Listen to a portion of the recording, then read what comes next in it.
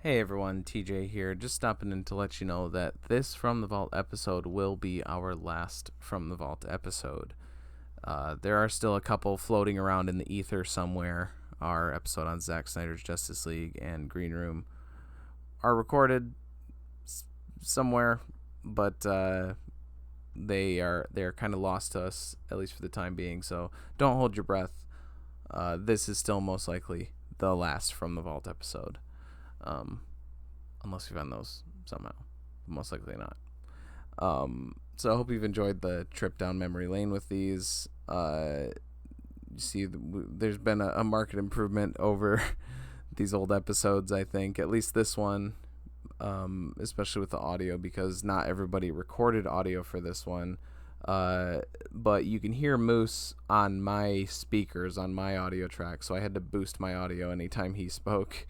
It made the editing quite tedious, but I still wanted to save the episode since we had it.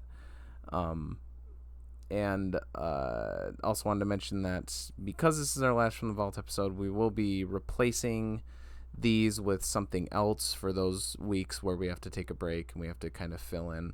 We're not sure exactly what we're going to do yet, but there will be a new subcategory, subtitled episode for when we need fill-ins. It just felt weird still calling it From the Vault because it's not really, but still will serve the same purpose. So keep an eye out for those, then you'll know.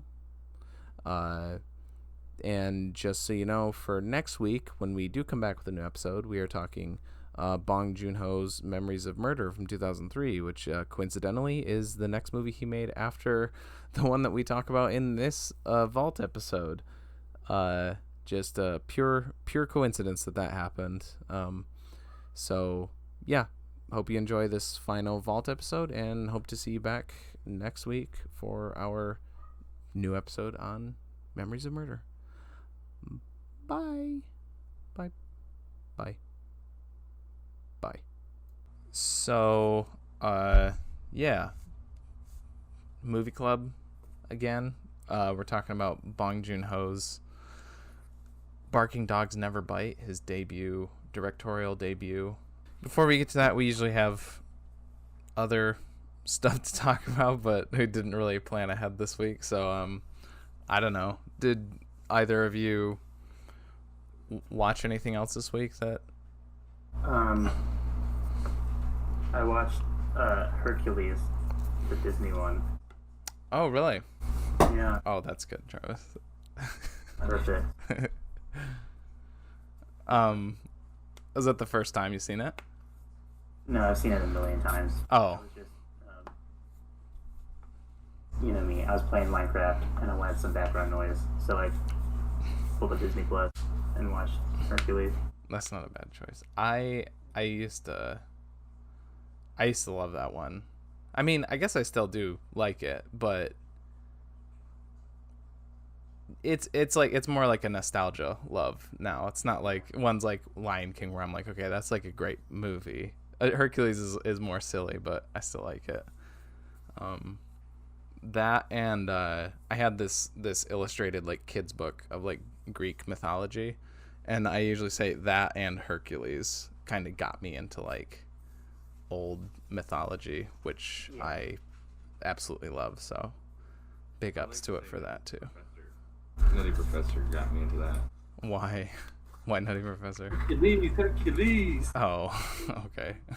I didn't really like the Percy Jackson book series. Mm-hmm. Like a lot of my friends read it, and I was kind of late to the party.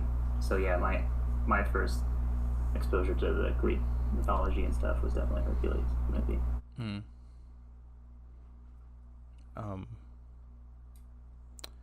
Yeah, even though, and like so many do, so it's not just Hercules that gets called out for this, but like the way that it like treats the characters, and then like you actually read Greek mythology and you're like, oh, it's nothing like, but they can't really portray like the father figure that Hercules is trying to like, you know, I don't know, impress or like live up to. They can't portray him as like being a rapist.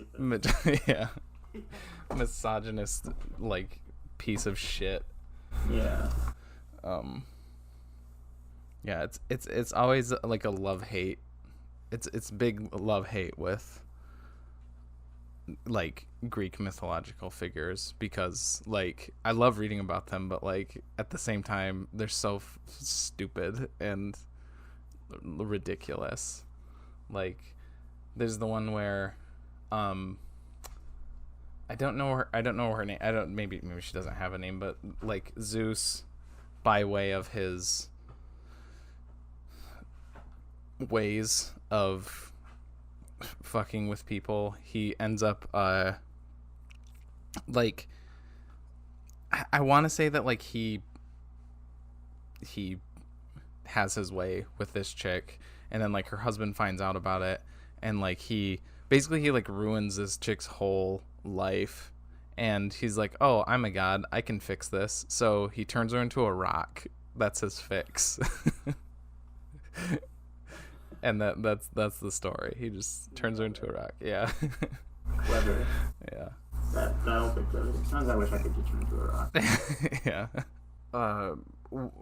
So was that like your like a lot of people have their like few Disney movies that they watched a ton as a kid. Was that one of your like big ones? I'm assuming since you said you've seen it like a million times. That was one of mine. Like I really like what I call the Disney Renaissance movies, in the 90s or whatever, and I've never seen The Rescuers. Oh, okay. So I don't know if I would like it. I doubt that I would. I tend to not like talking dog animated movies. For some reason they bother me. Even like live action movies about dogs. Where like the dog is the main character and you follow them. I've never been able to relate to those. Like Milo and Otis. Or never like 101 Dalmatians. I don't know. They always bug me. Maybe I should go back and watch them again as an adult and see if I still have the same reaction. So you really... Because every single day that it was raining in elementary school, we would watch Wishbone. So you associate it with like rainy days. Yeah, I guess that's what it was. And then every other dog reminded me of Wishbone. And during recess, I watched it. Terrible movie. So you probably really liked Barking Dogs Never Bite then, if you don't like dog movies. All the dog murder. Yeah. Oh God.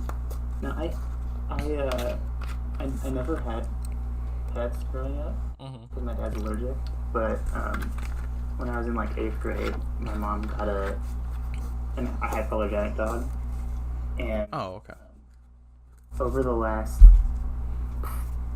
several months that I've been at home, I've like hung out with the dog and like gotten to know him a little bit.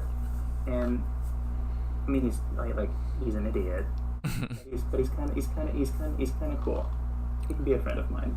I don't know. I feel like finally I'm somebody who loves a dog. You know, like I like dogs, but I never loved the dog. You've never been close to one personally. Yeah. But you've liked dogs. That's cool. Yeah. So actually, this movie was awful to watch. What kind? I know you've told me before. What kind of dog do you have? He's a silky terrier. That's right. Which is, I believe, a mix between a Yorkie and an Australian Terrier, whatever that is. I don't know if I know an Australian. I know an Australian Shepherd. I don't know if I know an Australian Terrier though. But I like Yorkies, even though they're kind of yippy. They're cute. Yeah, I guess it's been opposite for me. Like I've always had pets in my life, like my whole life. But I was gonna ask, is it? Do you just mean you don't like talking animal movies, or is it specifically like domestic pets? For some reason, yeah, I think it's specifically dog. Like, what's the one with the Jewish mouse who comes to America? Five Goes West. Or yeah, American Tail. I was doing the subtitle like a dummy. I liked that one. Yeah, I know. And for some reason, the ones about the talking dogs. I mean, I guess I can't think of any where I'd be like, no, watch this one and it'll change your opinion on talking dog movies. But Right. I mean, I have the ones that I like. Like I like Lady and the Tramp. I do like 101 Dalmatians too. But those were some of the ones that I had on VHS that I watched a bunch.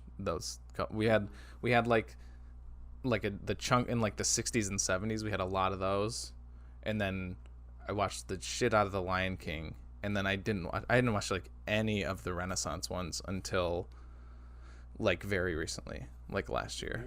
Yeah, except Aladdin. Oh wait, I'm sorry. We also had Beauty and the Beast. So I had Beauty and the Beast.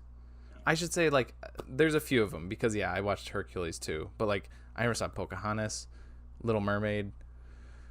Aladdin I saw before, but I saw it when I was an adult for the first time. That's wild. Hunchback, Tarzan. Oh yeah, never. Hunchback is one of my all-time favorites. Is it really? Yeah, the music and the art is just incredible. Yeah. Okay, so the main movie talk is Barking Dogs Never Bite, 1999 movie by joon-ho, Korean director. This is his directorial debut. In short, it's kind of a loose plot, but I'll try and remember. I guess the inciting incident is a guy who is very irritated by a barking dog in his apartment complex, decides to kidnap it, and then the plot unravels from there. It's kind of a split plot thing. It follows him and another girl who lives in like an adjoining apartment building, and their lives, intersect. So yeah, what did you think? Does anyone want to take the reins? Because I'm interested to hear.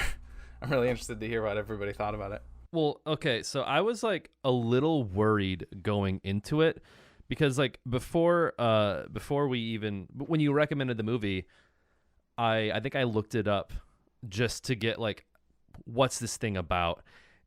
And like the first thing I read is like the little snapshot synopsis is just like a dude gets tired of a dog and like starts kidnapping / abusing dogs. And I'm like, I like Bong Joon-ho, but I read that and I was like, I don't know about this one.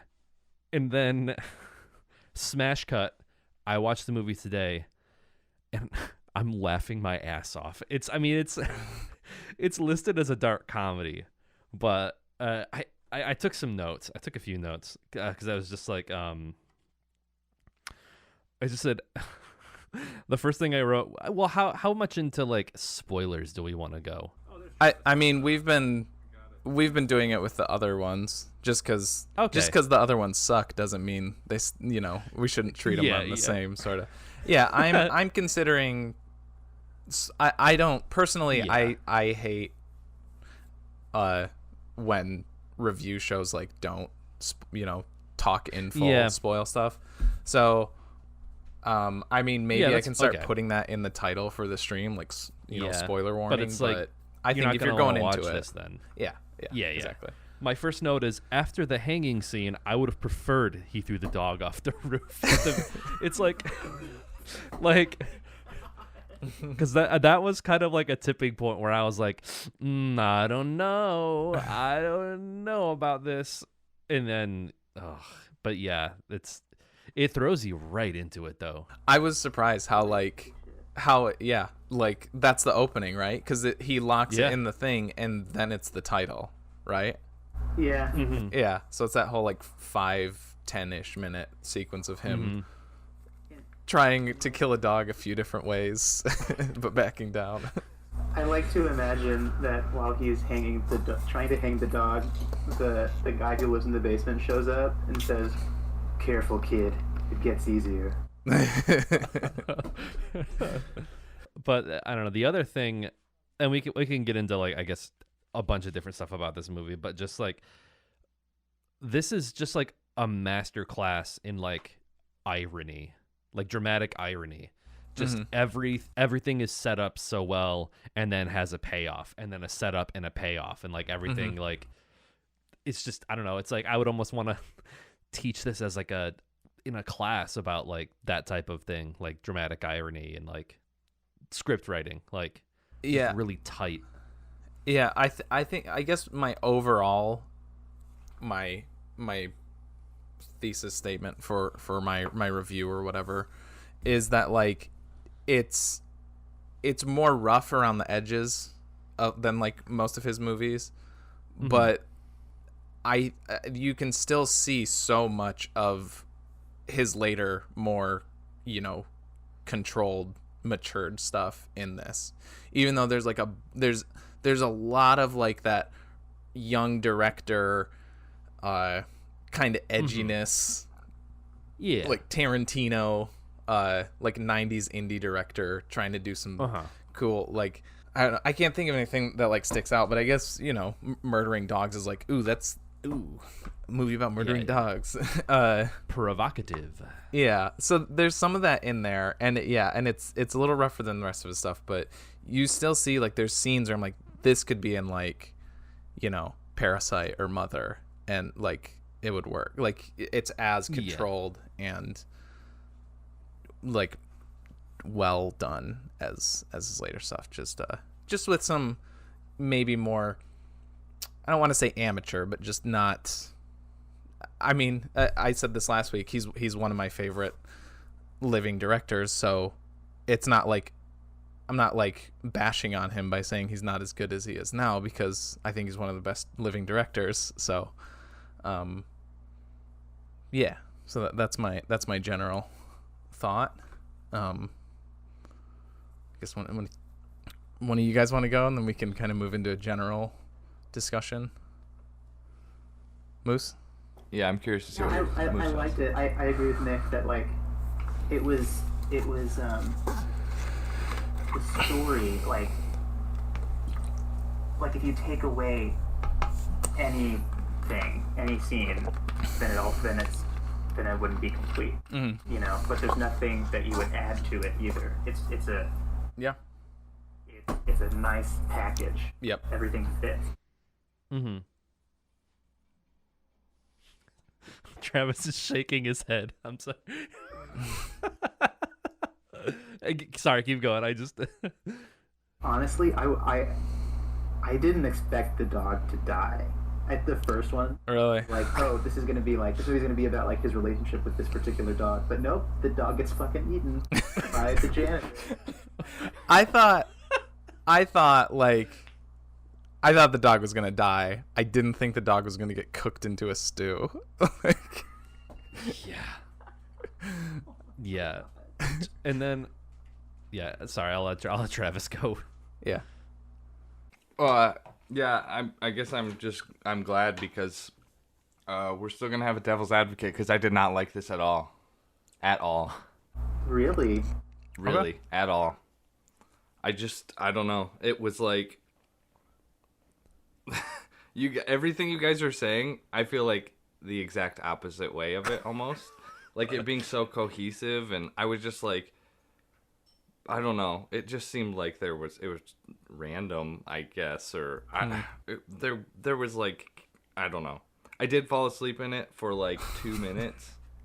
Well, there you go. Every scene is crucial, and you missed a scene. So. I don't think so. It was right before. It was right before the dog got thrown off the roof, and it was for maybe like 2 minutes tops. And Okay. I don't know. It really took me out of it at first, like all the animal abuse stuff, because it's like, at first I was like, man, they made that dog look like really real when he was like hanging it, and I was like, and then he like drops it down. I was like, no, that was a real dog. That was Well, a real dog. He probably had like a yeah. harness on him or something, but he didn't like that at all. No, no, absolutely not. And it's the first thing that the movie says is like, no dogs were harmed in the making. Like, Yeah, that's exactly. the first thing they say to you. I wonder if there's like, I mean, yeah, that's It's like like a thing buckle that up, you this is put. gonna get rough. But I wonder if there's like they put that at the beginning of the movie as like a little like wink wink sort Like, of. Yeah. we know. Well, that's why Kelly when said- he's hanging it does zoom in. I was like, because I was thinking the same thing. I was like, maybe it's a fake dog, but then it zooms in on him, and I was like, oh no, it's real. And I'm assuming when the camera zooms in, somebody like comes in and like grabs the dog or something. And that's not saying that they still hung the dog for a few seconds, but that's what in my mind I'm assuming that they did. Kelly said, so they put that warning at the beginning, but that just means no dogs died. Like, that doesn't mean that no dog was, like, harmed necessarily. And I think that's No, true. I think it means I don't know what the extent is, but it doesn't just mean that they didn't die, because that was a big thing with that movie, A Dog's Purpose. Because there was a thing with my them God. like not being able to put that on the movie, because no dogs died in it, but there was like, huh? It was traumatic. I mean, that's true. Kelly said they eat dogs in Korea, and I said Yeah. that's true. But like, it's just like when we were doing souvenirs and You ate dog? well, no, but we have a rat, my Templeton. Oh, right. You ate rat. There's a rat in the movie, and in the movie the rat gets eaten by a snake, but we couldn't feed the rat to the snake, even though that's what snakes eat. What they had to do is they had to purchase a separate, already dead, to be eaten by a snake rat Yeah. to feed it. And that's what's shown like in the movie. It's a pre-dead rat, Right. but you know, even though it's the same thing, I mean, obviously I would have been very upset if they fed my rat to a snake, but Yeah. you know, that's kind of, yeah. I had the same reaction to the hanging scene. I resisted the urge to like Google if the dog was actually hanging or not, because probably get a spoiler for the rest of the movie. But I told myself, you know, it's movie magic, you know. They must have found a way to film this without hanging a dog by its fucking neck. Yeah. Yeah, I'm assuming they either like green screened a harness and maybe like chroma keyed the harness out. That's So like, what I Yeah. think, yeah. but still, like Travis said, that doesn't change the fact that a dog is being like strung up for like a brief amount of time, which Yeah. obviously dogs don't like. And actually, when the janitor pulled them out of the bucket and like put them on the chopping block, I'm pretty sure those dogs were like under anesthesia. Those were living dogs. It might under have been. anesthesia. They looked real. They look like super when real. he like is about to like cut into it or whatever. Yeah, Yeah. It looked like a real dog. Yeah. which to me doesn't seem super cool either. Okay. Huh? They actually ate the dogs. Those were actual dead dogs that they got. They did the same thing that you did with Yeah, the rat. they They- purchased they a went to the- pre-dead. They went to the wet For market eating and found dog. some dogs. Yeah. Although the dog that they buried, like you could tell that it was breathing. Yeah. Oh. Yes. Yep. I saw that. I wasn't looking that closely there. Oh, okay. Well, guess they should have pumped it full of more drugs then.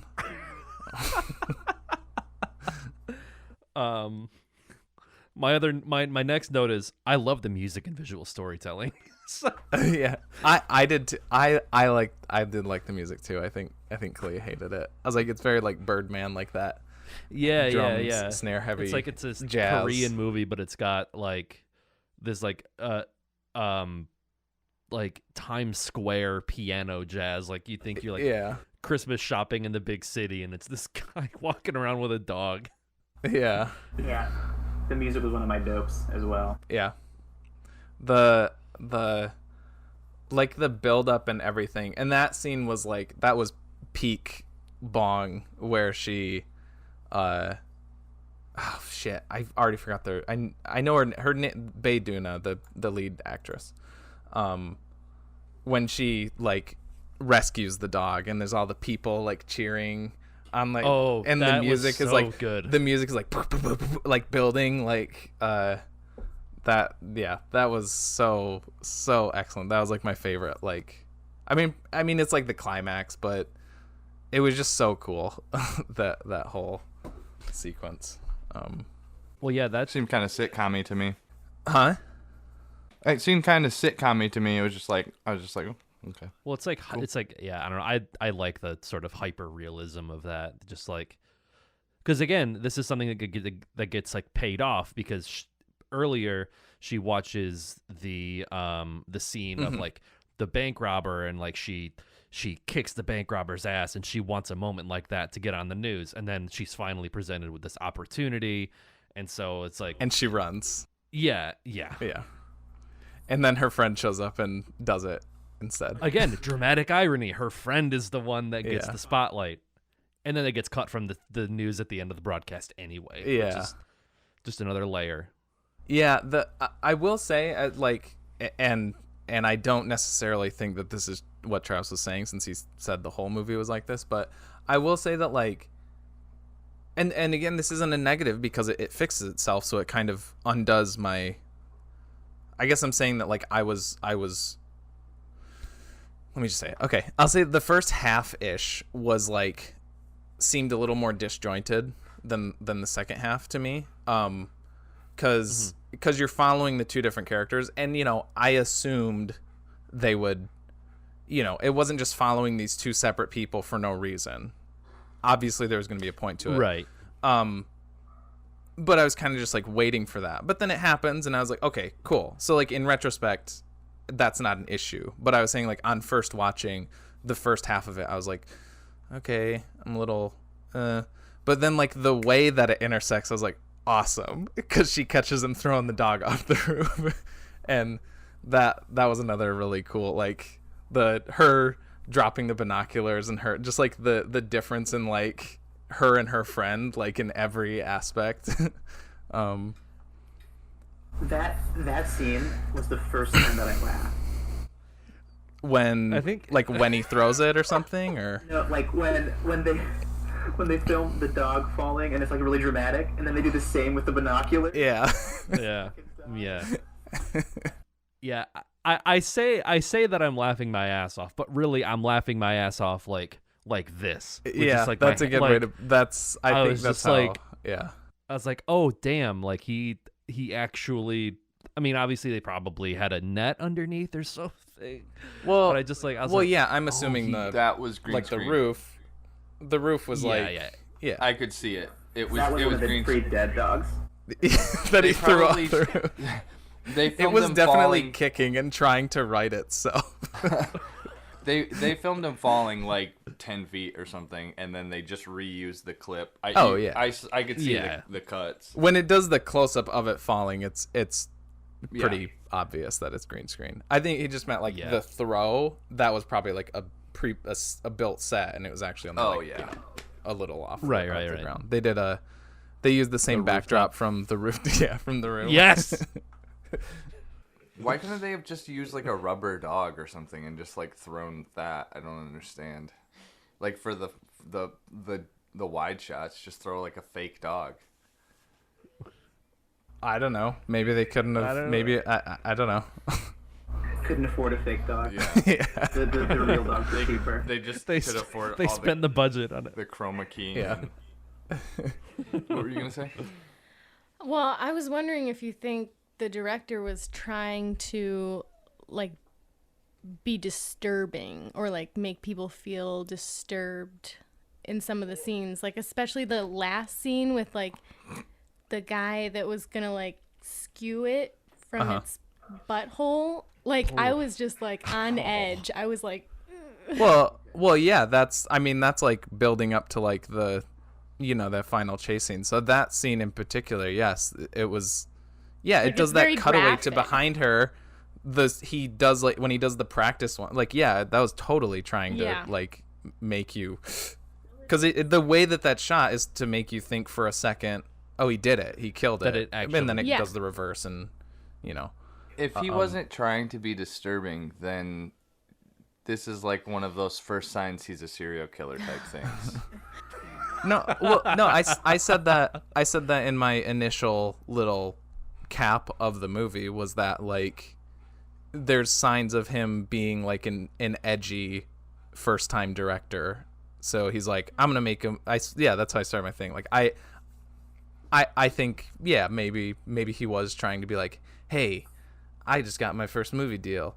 I want to make something memorable. So how about we kill some dogs? And Start out with a Right. bang. Yeah, And he does, because the opening sequence is all about just torturing a dog. Yeah, well, it's like, I feel like it's almost like trying to be like, you know what? I bet I can make you laugh at this horribly disturbing thing. And it got me. I mean, it was because it was just so over the top and shocking. But it's almost like I'm gonna like make you empathetic with this character who does these terrible, horrible things, and I'm gonna make you laugh about it. But it's like at the end of the day, maybe people don't, but I think the movie tries to portray him as like, he was just a troubled guy, but it like tries to make you empathetic for him. A little. I think if that was like an American movie, like I would lean into that more. But knowing him, like he likes to make movies about people that you feel conflicted about at the end. Like everybody in Parasite, like both of the main characters in Mother, like kind of the people in Snowpiercer and the host, and then kind of in Memories of Murder too. Like that's his thing. So like I don't think that you were supposed to like be, oh great, he got his job, good for him, but you're supposed to like think That's of true. like how, like think of how the movie ends, think of how it begins and then how it ends. It does like the mirror, which is another kind of like, I feel like first time director thing. The opening shot of the movie, it's of him, it's like the zoom out of him looking out the window, and then it's not the last shot of the movie, but that guy's last scene opens with like the same thing. And what happens, the movie starts with him saying, I think the very first line is like, I want to go on a hike up in the mountains. And then later on in the movie, Bayduna says, I was dreaming about going up on a hike in the mountains. And then I think that's what that ending was supposed to really show, is that like he is not doing, like his sort of tragedy is that he's not living his own life. He's not doing what he wants to do. He wants to be hiking up in the mountains. He doesn't want to be a professor, but that's what he's supposed to do. And that's where he ends. Yeah. He ends up locked in a classroom with the curtains being pulled and shutting him off from the outside world. And then it cuts to her going up on a hike in the mountains. She's doing what she wants to do. So she gets the good ending. He gets the, whatever ending, the more muddled ending. You said we're supposed to be conflicted about him, and it's like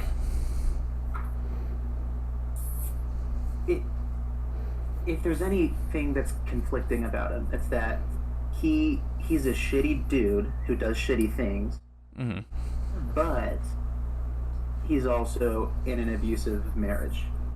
He's in a shitty job situation, but it's not like, oh, he did these bad things, but there's some good in him.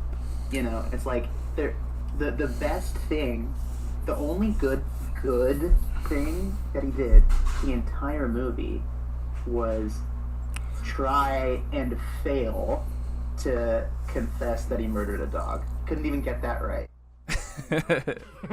No, she got it, didn't she? Did I miss that? I think She didn't get it, because when she stops running, you're supposed to think, oh, she realizes him. But then she's like, oh no, your shoe's missing. She noticed that his shoe was gone, and then went to go look for his shoe.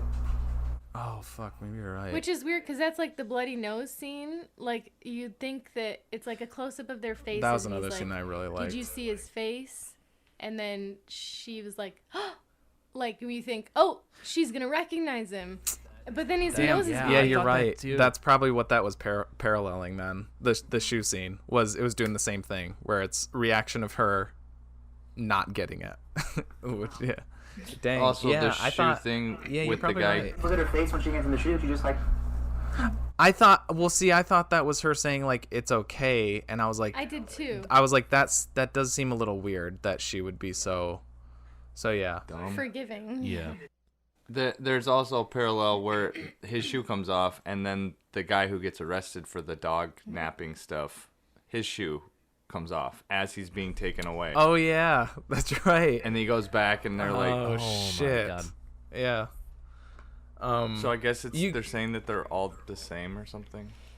You I don't know. you could say that, and well, I mean, I'm saying like another, and not that I'm like defending him, because I guess maybe like it's what I meant by conflicting was, and I'm not saying that like I condone him killing a dog and, you know, being essentially the cause of another dog's death. But I meant more like you said, the thing about like he's in an abusive marriage, and he, you know, all the thing with like him trying to be a professor, but like that's not what he wants. He's in like all these like pressures, and it's like I the confliction is like, do you think, and obviously it's a misplaced action. He the whole thing with him like killing the dog isn't just because he hates the barking, it's because of all this other shit. So you're supposed to like be like, okay, does the cause justify the means or something like that? No, it doesn't. no, no. But Easy. Next question. it's like he's not a character that you're supposed to root for necessarily, but he's I don't know how to put it. I'm not on his side. Yeah. Yeah, he's an interesting character. Yeah. But Yeah. there's nothing good about him, and there's nothing likable about him. Mm-hmm. Well, And he that's what did. makes him interesting. Sorry, he did give that one lady money though, and that was kind of redeeming. That's just I the think that's subway, he that was at gave the her- end, right? Yeah. yeah. That's when he's Yeah. like, see, that's his like little redemption. Like that's after he tries to confess. But Okay. that's when he gets I'm not what he okay. I'm not wants. saying Yeah, I'm exactly. saying like his. Yeah. I'm not saying he redeems himself. I'm just saying like that's that part where he starts being like, okay, maybe I should not be such a piece of shit. Yeah. You mean when he takes $20 out of his wife's severance pay that he's going Hey, Yeah. maybe that's how you see. to buy Yeah. See, his boss for? that's another way to look. Yeah. Here you go. Here's $20 from this blood money. Also, he had an opportunity to like for like what would you call it, redemption, after he gets drunk, after he bribes the guy, where the train's coming, and it's like a parallel from the earlier scene. He could have just let himself die, Yeah. but he doesn't because he's a selfish dick. Well, yeah, because he's a coward. Yeah. He's a coward. Yeah, I wasn't That's what he sure. I deserved. wasn't sure if that like happened or not when I watched it. I was like, Yeah, I did wasn't he? sure either. And then I was like, no, I think that might be like maybe his sense of guilt manifesting. Like he sort of just has this hyper real thought, like, you know, I could just do this. What if I just did this right now because of like all of the shit that I've done? But then you know he doesn't do it because everything you guys just said. Yeah. I mean, yeah, he's just like, I don't know. I guess maybe that's part of it. He's just kind of like a dink the whole movie. And then like, and then it's like he gets what he wants, but then he's not, I mean, they don't really show him as being unhappy, but he doesn't, like TJ said with the like hiking thing, he doesn't seem like the happiest person in the world, but And you it's also kind gotta of like, think like okay. he's still in an abusive marriage. That hasn't changed. You know, like he's gonna go home from his professor job, you know, with a paycheck or whatever, and he's gonna have to crack some more walnuts and be like, if you don't do this, you're dead. You know, like that's To be like, fair, I he's agree. also He's not. Yeah, he was glad that he got the professor job, I guess. But and I agree with TJ about the like being shut off on the outside, like that deliberate shot of the curtain being closed. You can't see outside anymore. But no, I think it's. I don't know, maybe I just hate him so much that I want him to be unhappy. That's why I'm seeing it this way. But like, he's definitely not happy. There's no way. No, I don't think so. It would have been way better if he like his professor job would have been like okay, now break out your textbooks. I'm gonna show you how to do dog CPR. He spends the rest of his life teaching his Or, like- classes how to or, like like, save how to, dogs. Like the Greek tragedy. How to cut them up or something. Like Telltale Heart, he's just like constantly reminded of it. Today, class, we're gonna read Wolf Fang or whatever that book is. White Fang. Cujo. or that, yeah. Cujo. Or he or he was studying to. He's a home ec professor. Yeah. So he teaches like how to cook and stuff. Yeah. How to cook dog. Yeah. I think that was the first moment where I was like, oh, holy shit! When like it was like implied that the janitor was like, Yeah. he's like, well, but it's like, has he been doing that? Has he been doing that the whole time, or did he just like suddenly develop? He's like, oh well, I can use this as a source of You know, baby, meat. you got a Like, he stew just finds going. the dog. Get some dog. Yeah. Get some potato. He's a habitual Yeah. dog eater. I'm assuming working like where he does, you know, that might be a thing. That might just be a thing. You find dead dogs over, you know. Yeah, we're definitely looking at it from like an American lens. Like culturally, that might be more kosher. It's like finding like dead, you know, deer on the side of the road, and some people here don't, but some people do take that home and turn it into venison. The dog is free. In that one scene towards the end, he has like a chicken in the bucket. But like, so he's not like only a dog eater. It's just that chicken costs money. I would be Right, a right. lot more comfortable if it was like a stray dog that he killed like quickly and then cooked it and killed it, like whatever. But he was taking like people's pets that they loved. To be fair, that the janitor didn't know. He actually found. Yeah, are you two talking dead about the dogs. janitor or the guy? Yeah, the janitor, I guess. The janitor found 2 dead dogs. Really. Yeah, the janitor is like, you know, he's just a guy. Like, yeah. What Moose was gonna say something like 10 minutes ago. Yeah, so Oh. about the janitor character. The perfect. scene when he's talking to the main guy, while they're like the recycling bin, and he's saying, Oh, yeah. people, you know, ever since the liberation, people just don't follow rules anymore. You know, like I get the sense that he's kind of like old-fashioned. You know, like he likes the way things used to be. And I think eating dogs is part of that Okay. for him. Yeah. Like, It wasn't as taboo. time and it was okay. Yeah. But now people Yeah. keep them as pets in their apartment building. Mm-hmm. What the fuck? What kind of society do we live in? So it's just like he doesn't even see it as like a bad thing, but he knows that other people do. So that's why he does it down in the basement. And you know. Exactly. And I like he's excited when he finds dogs. Like, and I think it's more than just that chickens cost money. I think he actually likes He's eating developed a dogs. taste for it. Did you is that for sure? Yeah, I googled it. Dogs are considered delicacy. Okay. She said that they're considered a delicacy. So yeah, they probably are expensive to Right. yeah. Wait, chickens or dogs? Dogs are a delicacy. My other note is like even in his first film, Bong Joon-ho is like a master of atmosphere. Like the scene, like the boiler I thought scene. Sorry, I thought you were gonna say, because I just kept thinking about how much he likes basements and like people living in basements and that kind of shit. That is an interesting, yeah. There's everything. There's a seedy underground to everything. Yeah, That's my yeah. That's my film school take. Yeah. But like the boiler scene, I thought was like really interesting. Like, I don't know. Travis doesn't like this movie at all. But you go ahead. I mean, both like visually and story wise, it's a really dark movie. Like, there's a lot of scenes that are just like kind of hard to make out, and like the scene where he's like trying not to get caught by the janitor in the basement, and the janitor's like telling this story about this guy from the olden days, and then he's like talking about how like he knew one day that they did it on the cheap, and then like they accidentally killed him, and then like, you know, put him in the walls, and then, you know, it's like haunts the boiler room. I don't know. I thought that scene was Oh, that scene, yeah.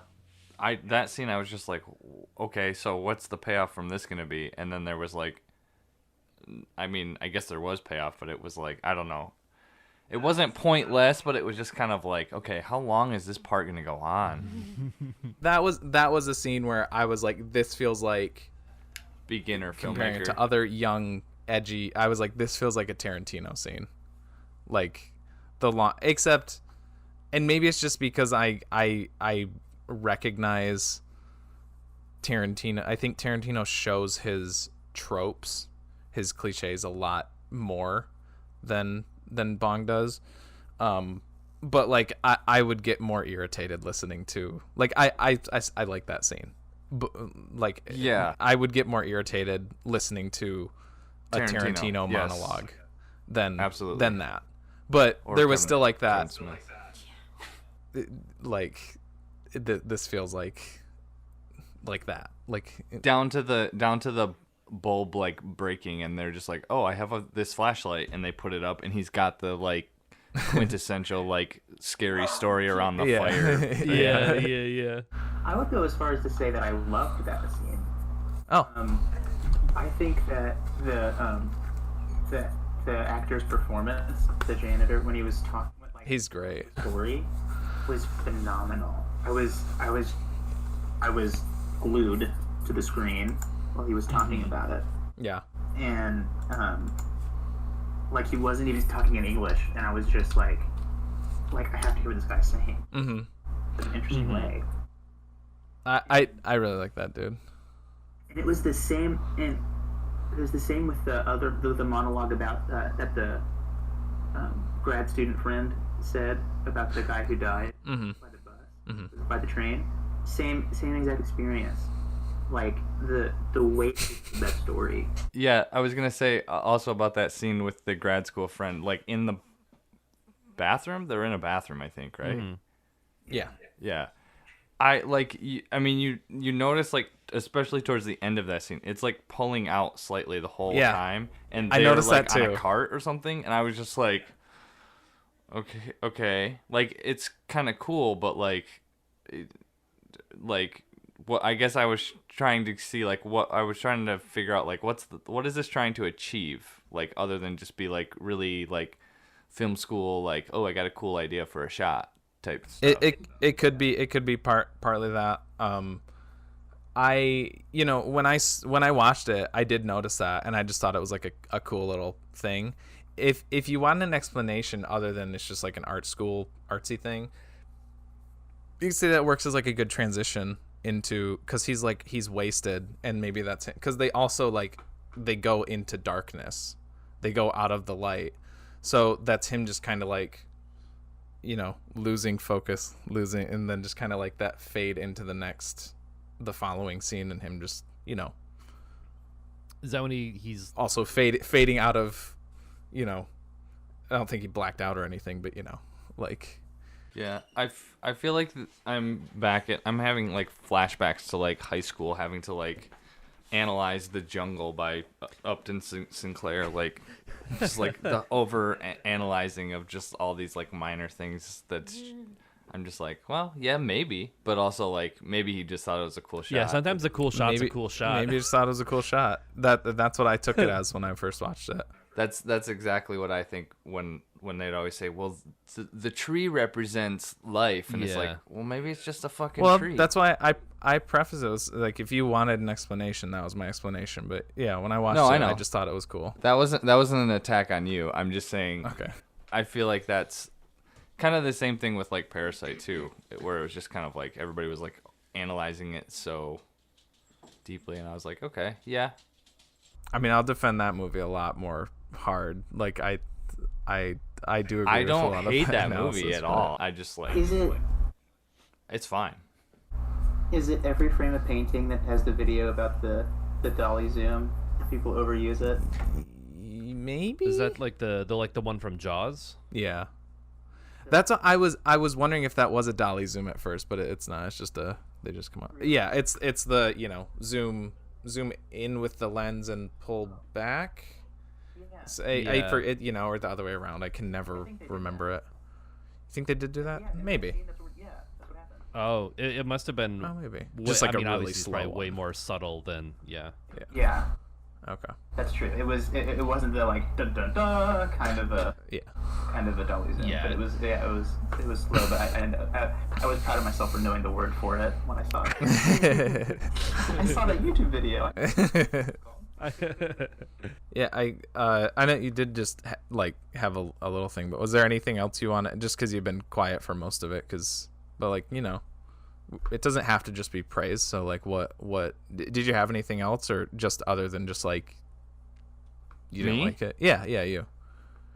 I don't know. I just didn't.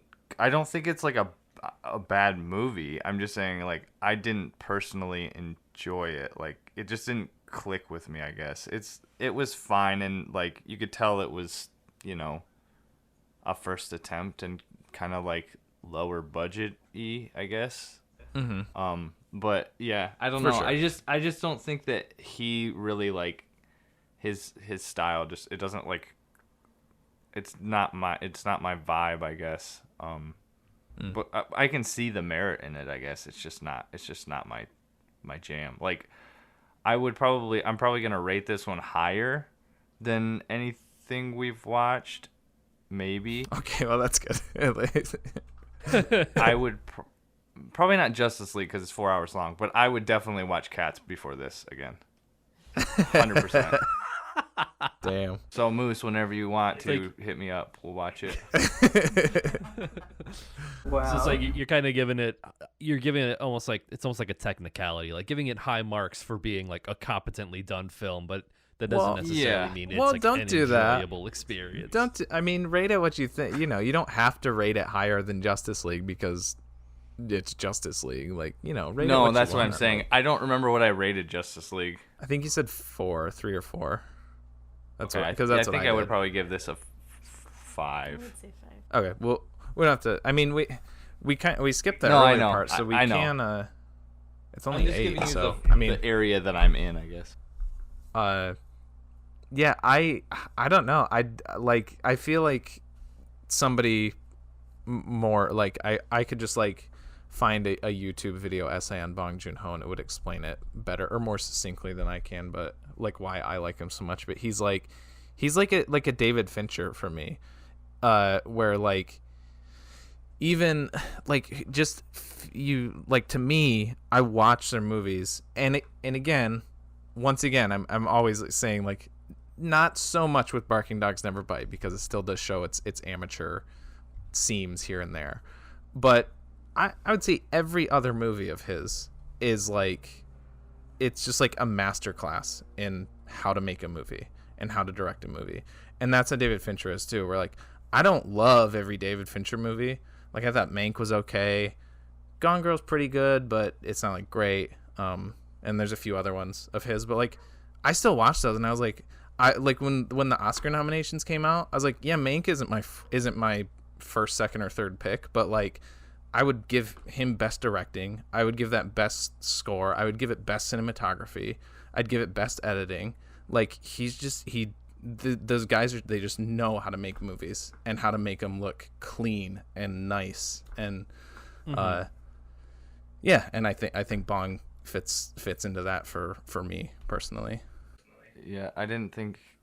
Not that it's his fault. I didn't think that it looked clean. I don't know, like maybe it was I editing. said a little less so with this one, but there was like yeah. some weird, like there was definitely some audio things where like maybe it's clear, I can't tell because I don't speak the language, but like especially when the janitor was burying the dog, she's standing behind him and she like says something and I was like, I don't know if I would really be able to understand what she said if I spoke the language. Oh, I guess I could be wrong, but there was just like some, I guess like beginner things that it seemed like. It just, some cuts, it seemed like maybe choppy or shots just didn't like mesh. I don't know, but it wasn't like terrible. I mean, obviously better than like any of us could do, but not like, not as For me, stuff like that is only a problem if it's distracting.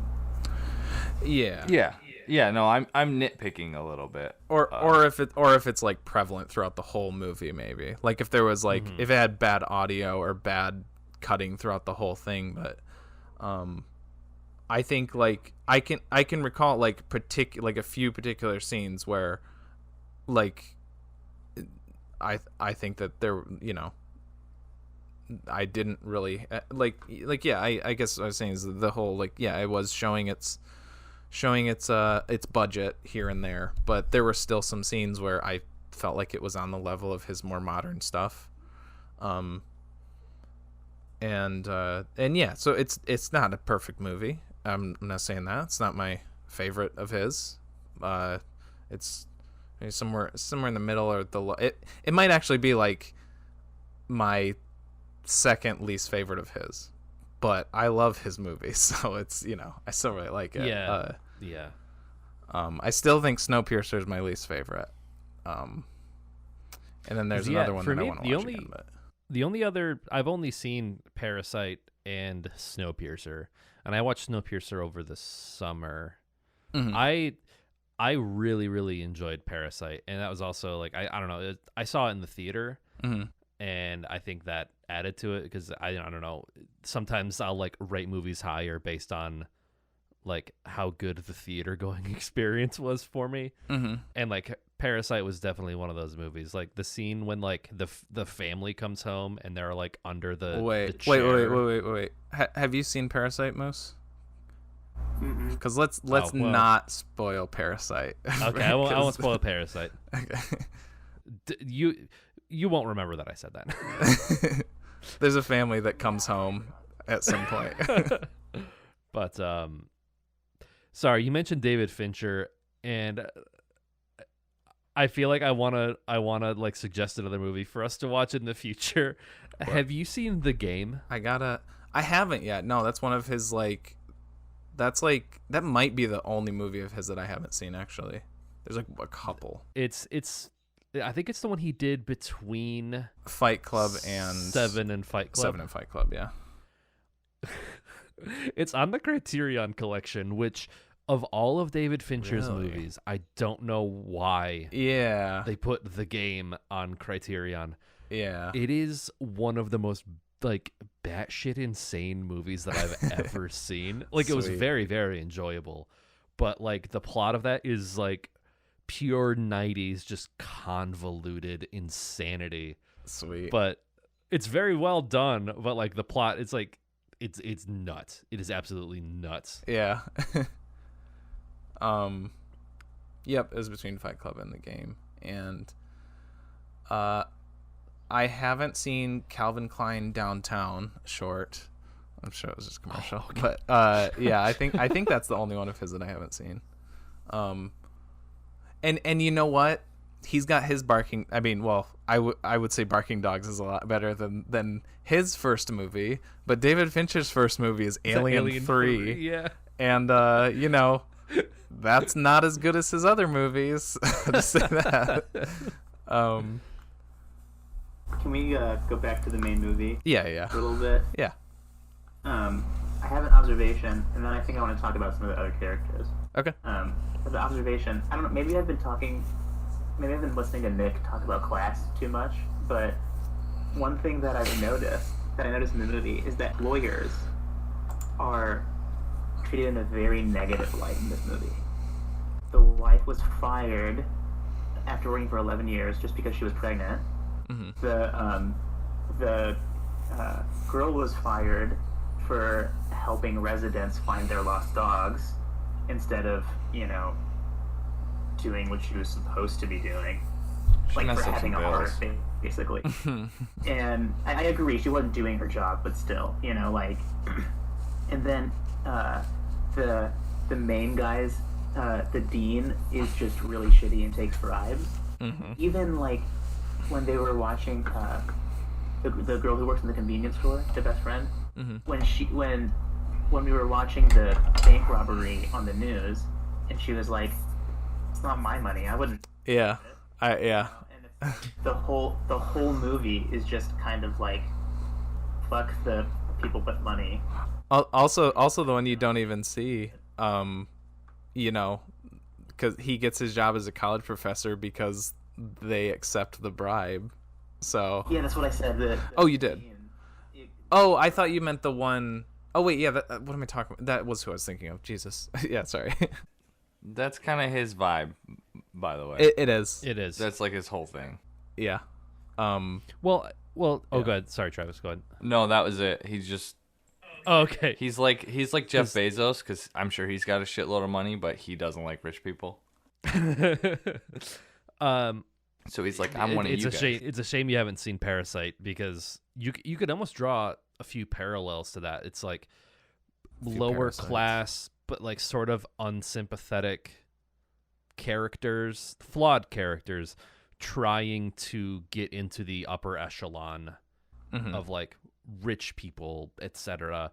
And it's like, I don't know. I think when people saw Parasite, they freaked out about like, it's about class warfare, etc. And it's like, but he doesn't necessarily show the poor people in like a positive light either. Like he kind of shows them as like willing to engage in like these bad behaviors to get ahead.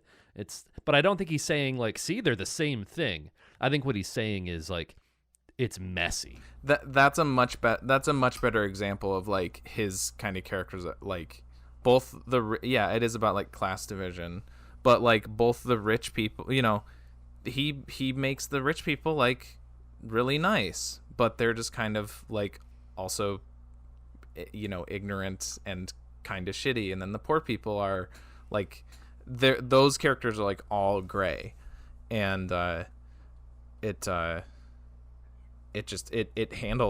he handles portraying like different sides of a conflict like very unbiased, I guess, in a way. Like I mean, they're his characters and stuff, and but like he more so I'm thinking of Snowpiercer, and that is very one-sided. That's like the class struggle to its most literal sense, because it's literally like poor versus rich, and they literally are fighting and killing rich people to try to like get to the head of the train. So but yeah, in Parasite, I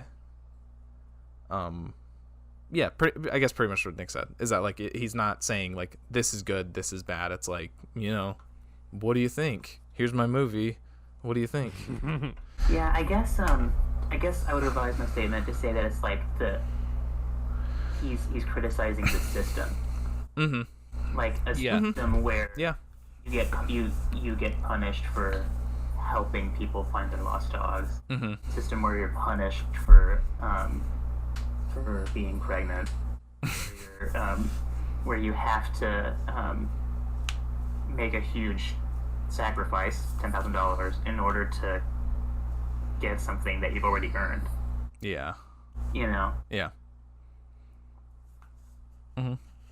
Yeah. But yeah, that was neat, and I noticed that. Yeah, that's good. That because that's one of his big things. So, that's cool. Like have you seen Snowpiercer? You were nodding, but I don't know if you were just like, you have seen Snowpiercer. Okay, is that the only other one of his that you've seen? I'm assuming that's like, if people have seen his, it's like that and then Parasite, because those are his like ones that actually made it over here. But yeah, I guess I was wondering, somebody who hasn't seen all of his movies, if those themes were as evident, because to me I was like looking for it like from the beginning, pretty much. So that's cool that you picked up on that. I mean, I've also been thinking a lot about this kind of stuff for the last like year or two, you know. Yeah. Can't imagine why. Right? Anything globally happening that's making you think about these kind of things? That was so maybe like my dad saw this movie. I don't think he'd pick up on it. Yeah. But yeah, Well, I think those things were noticeable to me. I think that's like to his benefit that he's like good at not necessarily like subliminally putting that kind of stuff in, but like he's really good. He doesn't like draw attention to it and like beat your head over with the point, which I really appreciate, because like you can make movies that are like, get it? Do you get it? This is what this is about, and it's like, yeah, you can kind of watch it in different ways. Like you can like watch it and sort of like, oh, okay, I see what he's doing here, you know. I think that's why people complain about American, like other non-Americans complain about American movies so much, because like that's kind of like an American thing, is like we do that a lot more. Not, you know, not everybody, but it's like more generally like Americans are more like blatant and like forceful with their themes and ideas that they're presenting, and a lot more, you know, like a lot more foreign cultures in general are more like reserved, like this one is. And it really shows. Like it just feels so natural the way that he like incorporates that stuff into it, like you said, like without beating over the head with it. But it doesn't even feel like there was, it feels like it was so like it just makes it seem so effortless. Yeah, like it's just the movie, and those themes are there, and you know, you get them, and that's it. There's, you know, don't need to like make anything more out of it.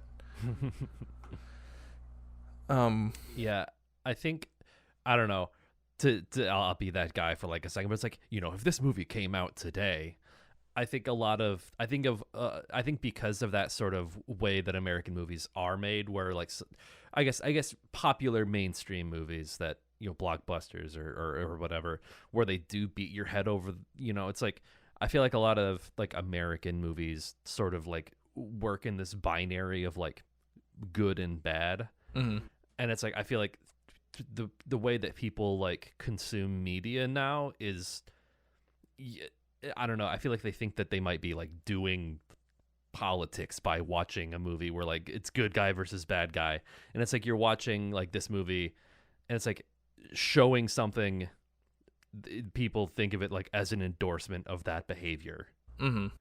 Like, yeah, they showed this movie with a guy like literally killing dogs, so like you can't feel about him any other way other than like he's a terrible sack of shit for killing dogs.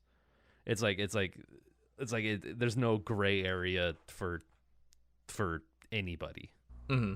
I feel like I'm defending dog killing now, which I'm not. I think you're doing like what for this guy, there isn't really a gray area. You're doing like what I was doing earlier, and like, yeah, it I get what you mean, because like I would not.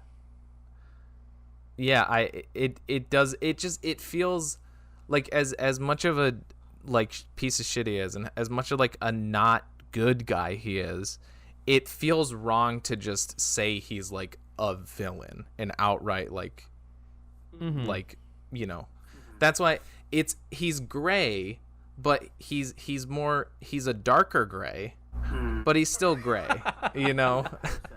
Yeah, exactly. Like he makes people, that's what's like so impressive about his shit, is that like his characters feel like people, and they're like so like never any like one-dimensional characters. Like even the janitor, like he's, I mean, you know, he's still a minor character, but he's got more to him than just like creepy whatever. Like you Right. were like Moose had some theories about him that like I hadn't even really thought of. But like you can draw that out of just a little janitor character who's in like a handful of scenes. I guess. Yeah, let's Shut up. characters. I don't know. I thought he just seems like a Kramer type almost. He's like every time he comes up, he's like just like, hey, he's gonna somehow he's gonna try and get his hand on a dog to eat. Like that's his whole thing the whole time. And then he's got a scary story. He bursts through the door, and like the studio audience starts applauding, like, "Hey, Yeah. yeah!" And he's just holding a dead dog like a chicken. He's like, hey Jerry. He's got the one like Jerry, I found this dead dog on the road. What do you want to do with it? Oh my god. And then the homeless guy comes up and he's like, homeless guy.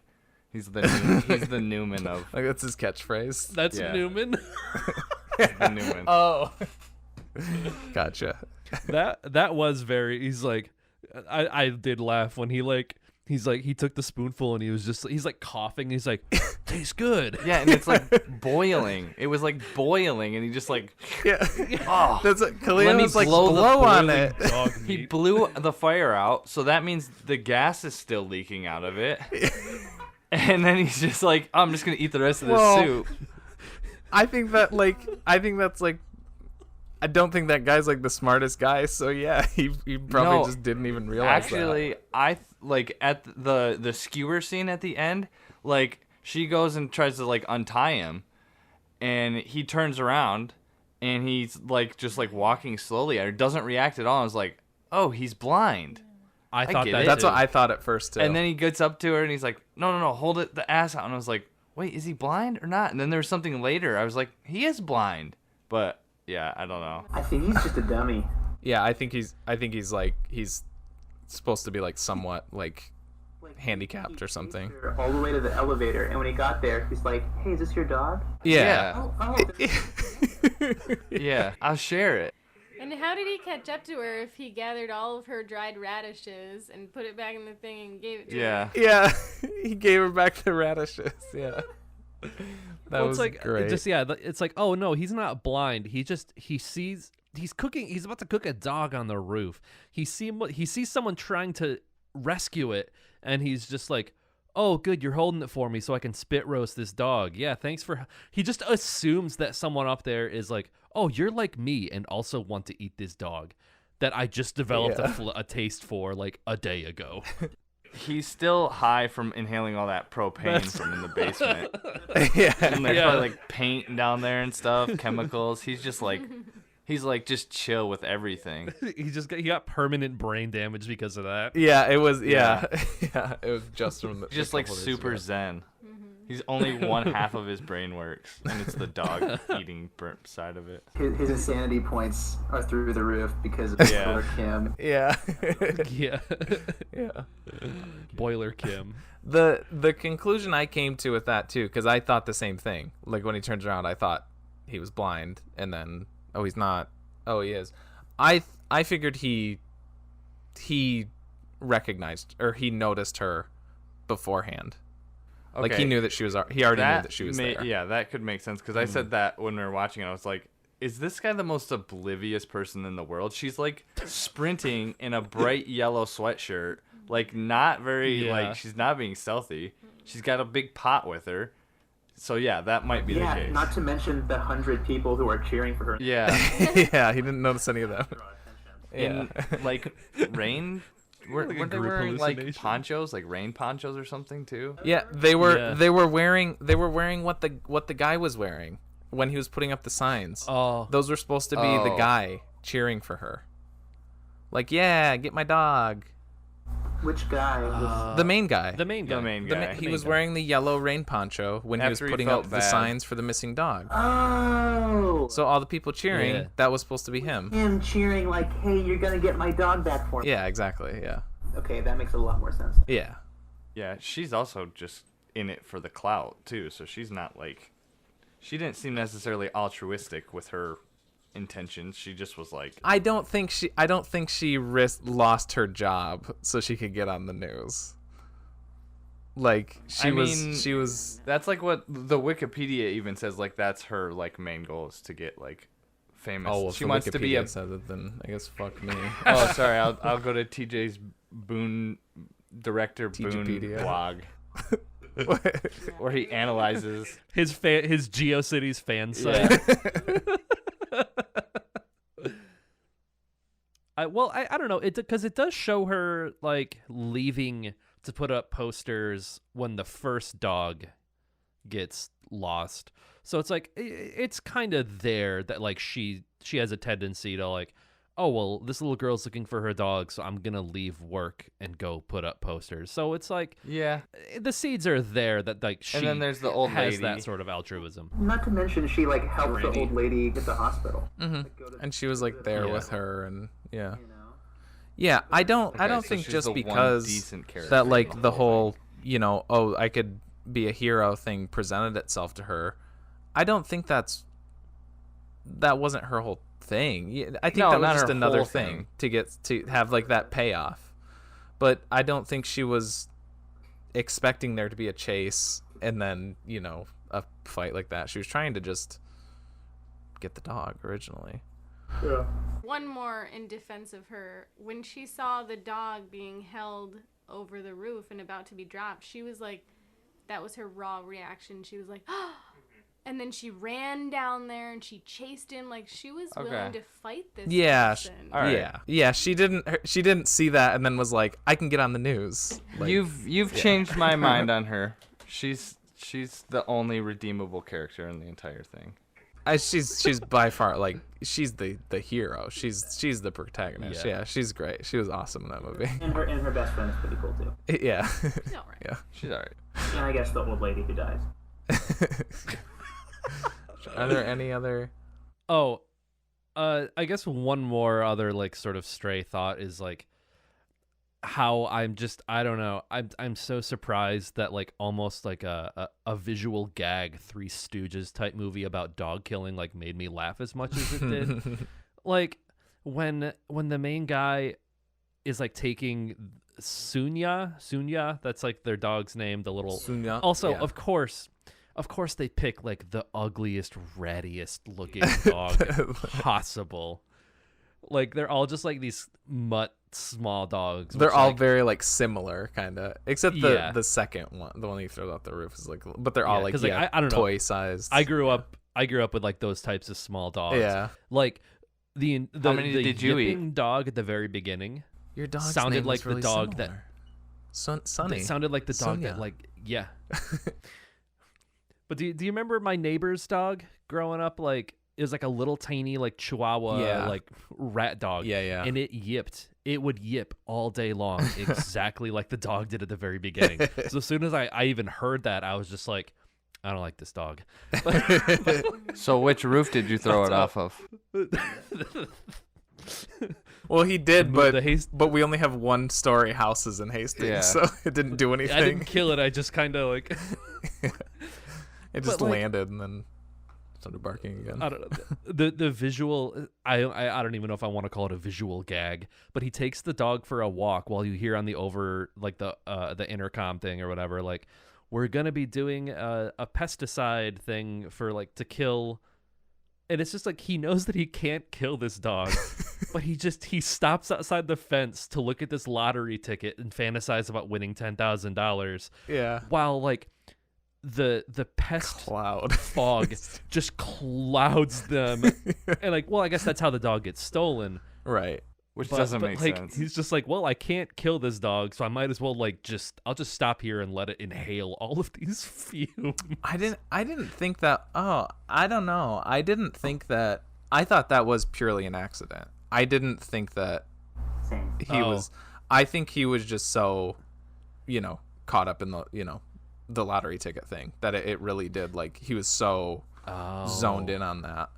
I read that as him just being like, well, I can't throw this dog off a roof, so I'm just gonna maybe do it this way. Yes, so that was another thing. Is he was like fantasizing.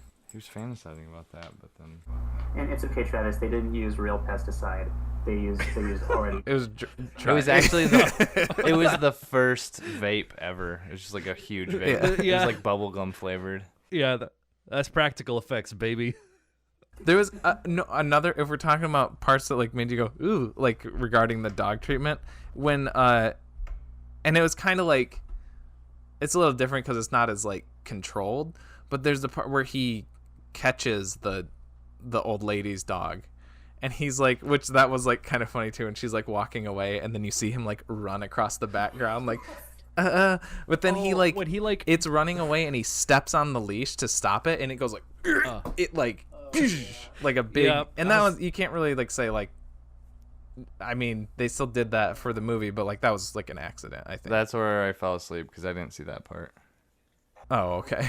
And, like that was so funny. That's like running like the lady's like, oh, choosing the melons, and then you just like running like football this, and then and then it's very like, so you missed when he like, because he like runs into like somebody he knew from school or something, and he's like holding the dog, and you missed that part too. Yeah. Oh, okay. I fell asleep like right before he took the dog, and then I woke up like a minute before he threw the dog off the roof.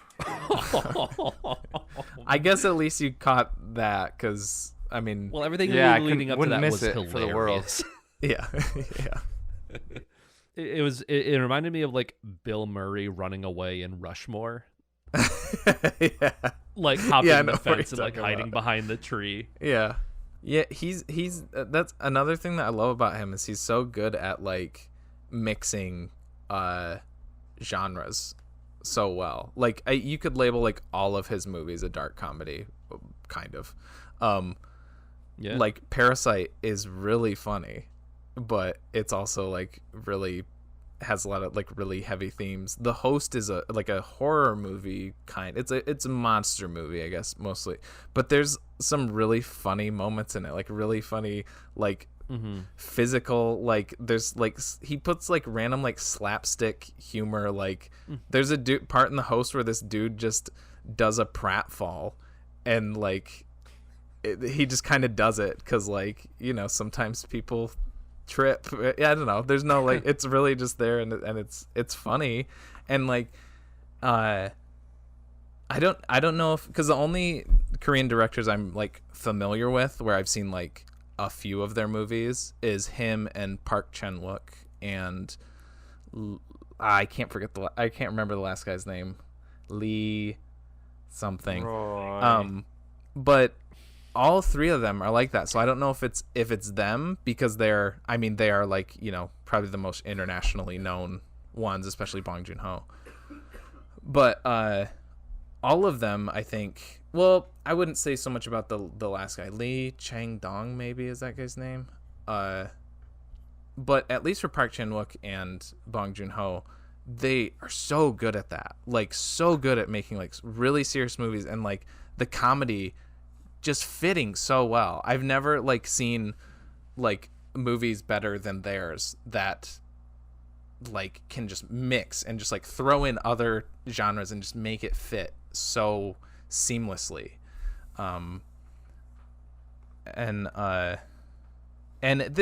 this one was more just straight up dark comedy, but you know, it's still like weaved in a little things, and like it can be like they still have like serious, or like, you know, like, you know, that guy's gonna take that dog and kill it, but it's still funny when he's like running around like, you know, in the background and stuff, like, yeah. So never commit a crime in broad daylight in a bright red shirt and Yeah. Come on.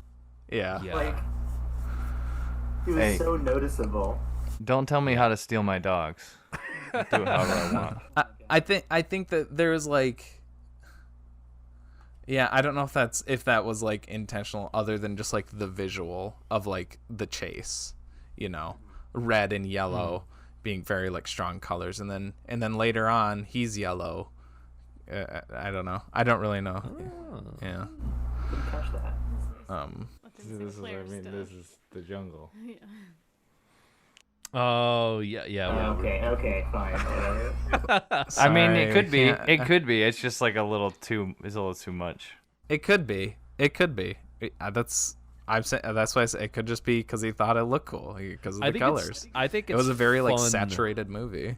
I don't know. I think it's fun to notice those things, but I don't think necessarily means like that's what this means. It's like, I mean, it's film interpretation, which I guess okay. Well, that's film. Yeah, school, I mean, but like sure. expect more of this, Travis. I don't know what you're like looking for here, but like I think that's You really mean out fun. of this movie?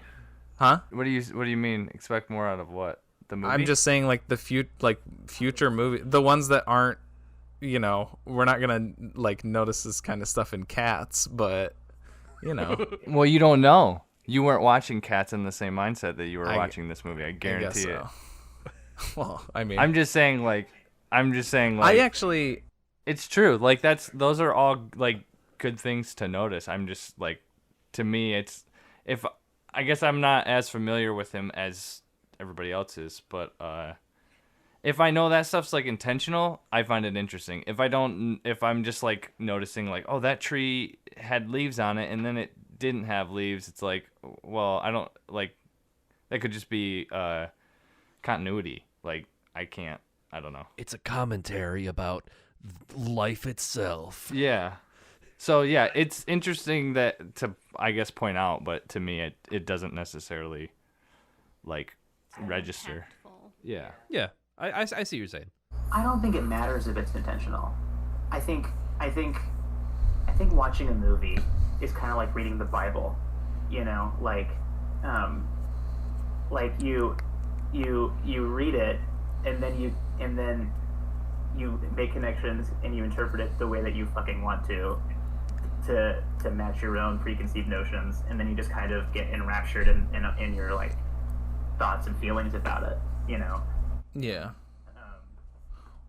We all, That's how I read the Bible. we all have our own Job headcanon that we got. Like if you like, I don't know, if you like a lot of the sermons that I've listened to are just like I like to imagine if, you know, that maybe Peter was doing this, you know, or well, he must have felt this way, or you know, and then or then even like, you know, the Bible begins with Adam and Eve, you know, two people, and then it ends. Not Adam and Steve. I don't know, but just like looking at like the poetry of it and like trying to like Yeah. draw themes that aren't necessarily there, but like the whole point is that like you're consuming this media and you're enjoying it. I mean, it's not great to make religion out of it necessarily, but like, you know, it's he made this movie for us people watching it, so let's fuck around and talk about the colors, you know. Yeah. Yeah, I don't, I guess I would just say I feel the opposite of Travis. I think it's fun to, yeah, whether or not it's intentional, whether or not that's what it means, I think it's fun to like notice things and be like, maybe, you know, maybe the color was intentional, maybe it wasn't, maybe the thing at the ending was intentional, maybe it wasn't. I don't know. Was this movie more linear than the Bible? What? Yes. Well, because that's what you said. Is it was really like, you said that it wasn't like that, like linear, that like you said that it was like all over the place. It was like clunky, I guess. Okay. Not that it was not linear. It was clearly linear. It started at the beginning and it ended at the end. Story. It wasn't not a Coen Brothers, but it was like, yeah. There was just some things where it seemed like kind of unnecessary to have in there, and then like the lottery ticket thing, like even that part, it was like, I don't know, like maybe I missed that. Did he actually pick up a lottery ticket? Yes. It was on the ground. So he picks it up and he's like scratching it, and then like there's no resolution to that. Like like you never see the lottery ticket. He doesn't drop it or anything, and it's like, okay, I guess he didn't win. What? I think it was supposed to be like this fantasy, like him imagining, like, because the amount was 10,000, which is what he needs for the bribe. But then they didn't show that he like didn't win. They just showed him like, and then it cuts in this, or the fog is gone, and then like the dog's gone. I think that's pulling him out of like the fantasy. I think that's supposed to Yeah, be like I mean that's just what I mean. That's Like what I thought too. a little and then like more important things happened. I assumed it was like a translation deal. Like, he scratches it, and then there's some Korean underneath. Maybe it said, better luck next time. I was trying really hard to tell if the symbols were matching up, and I just couldn't tell. with the thing that said 10,000, and then he scratched off the other one. I couldn't tell if they were matching or not, or I guess even if that matters. Yeah, because at first I thought he won. I thought that the translation was for you won. I thought that for a second too. Yeah.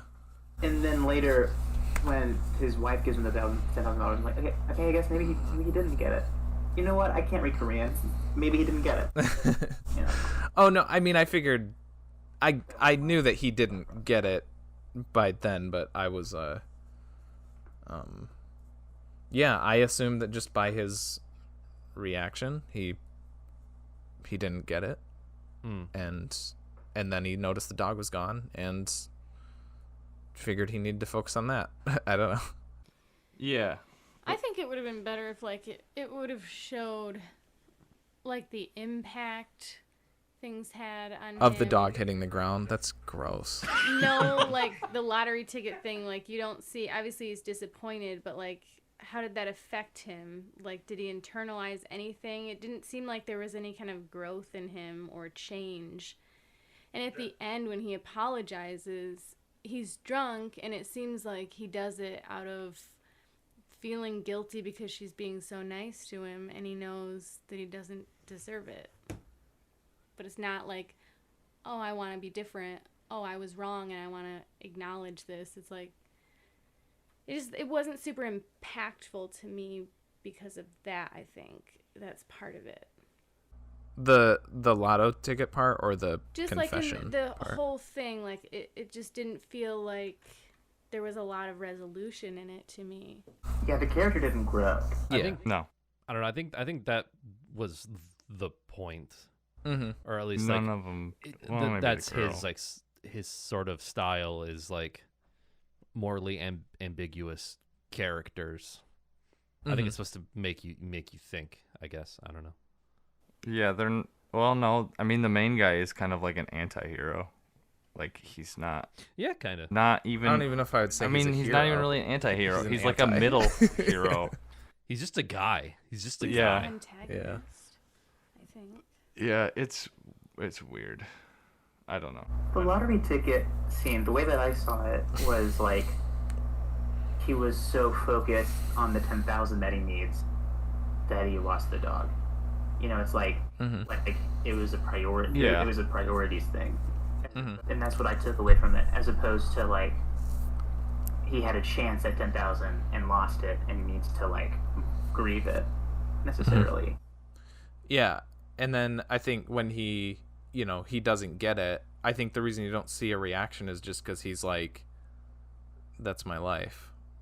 So like he doesn't react. I don't even know like, it. From what I remember, he like is holding it, and it's like a close up of his hand, and he's going like this, and then it cuts, and the smoke is cleared, and the dog's gone. That's where it was just kind of like, okay, what just happened? Okay, the dog. I see the dog's gone, but like, what? Okay, I get it. I guess. I think that was supposed to be like the fog clearing, and he's sort of thrusted back into reality. the mental fog clearing as well. Yeah. Type of thing. Okay. Now I'm with Travis on the. Of course, I feel like all of my opinions about that scene are like reconstructed after the fact, just because I thought that he had won it for like the next 15 minutes of the movie. That's what I'm I saying. didn't understand that the subtitles were of what he could win as opposed to what he did win. That's what I'm saying. That's why I was confused. I was like, wait, what? Yeah. That was confusing, and I don't know if it would have been less confusing if I knew Korean. I don't know. But either way, they should have made that more clear in the subtitles, at least. Yeah. There was At least from his reaction, I agree. That's one way it could have been improved. yeah, huh. I don't know. like I said, I think by the time that scene ended, I realized you get it. what had happened. You get it. Yeah, I guess so. I wish I could like, you know, if that I had like that I could see what you guys mean exactly. I mean, I know that like It took me a lot longer to realize that he did. yeah. Yeah. I know that it doesn't explicitly show it. I was just like, oh, he's not excited, so I guess disjointed isn't maybe not it's not the best word for that part of it, but yeah. I guess I thought because the wife was like so like passionate about the dog and she was like you're dead if you, and he even like he was right when he started walking the dog, he saw the janitor and he was like, "Oh, I'm going this way." So he like clearly was trying to care for the dog. So then when he sees the dog is gone and is like freaking out, I was like, "Oh, okay, well, $10,000, yeah, that's cool, but he really wants to save the dog because he doesn't want his wife to like leave him." Basically, it's kind of what I was thinking. But yeah, that could be a translation thing or whatever. That specific part, that was just like one thing that sprung to my head that I was just like a little like. Yeah. I don't know. Yeah. I thought that was also like another good like subverting of expectations when it's like you see the janitor and you see that the janitor sees him with the dog and then the dog goes missing and you're like, "Oh, well, it's got to be the janitor." And then you go to the scene with the janitor and he's like, "Oh, he's got a bucket and he's going to start cooking food." And then you realize it's a chicken. The other guy, because of the janitor, the other guy got a taste for it, and then it's just like the other guy took the dog. But I guess I don't know. Yeah, I thought that was pretty good. Like, sort of like setup payoff, but it's like subverting that. Mm-hmm. It's another Sunny reference where they Raccoon eat the human meat. Yeah. I was thinking of that too. Also the thing with her not getting on the news when she did something like Mac, there's an episode where he's like freaking out, like, "Yeah, there was this big traffic jam and I was on fire," and he was saying all this stuff, and then they cut to him and it's like he says like 2 words. "It was crazy," and then it cuts away. It's like the same thing. Back to the thing about him not growing at all. Yeah, it was only like you 2 wish you would have weeks. seen like him do a better job apologizing or convinced or confessing or something. Another thing that we didn't see was him bonding with his wife's dog at all, even towards the end. Mm-hmm. That's true. He did not bond. She said he didn't bond with anyone really. Good point. Yeah. Yeah. And so I think like that was noticeably absent, and like he just really is a shitty person. Yeah. And his wife and is a doesn't shitty care about person. dogs. Pretty much everybody's a shitty person. I thought it was a good story. Like, there was obviously like a sequence of events that happened. It told a story. But I think when I watch movies, like, I identify with the characters and how they change and how things impact them. Like, I walk away thinking and meditating on that, and like it kind of in a way will impact me depending on what it is. But like with this movie, and I guess even Parasite, I wasn't really like, I find myself like meditating a lot on movies, especially that one with like it's not that director, but it feels like it, with like the levels and like. Oh yeah, that's like a Netflix that movie. Comes down, The like, platform. I Yeah. still think about that like all the time. Like that really impacts me. But like this one, it just didn't feel like I didn't know what to take away from it. It was just like, well, there's a story. But it Of a wasn't. man It was named like Brady. missing. It was like missing that component that like impacted me. I guess I don't know how to explain it. So is well. it character growth? Is that the specific thing that you're looking for to impact you in a movie?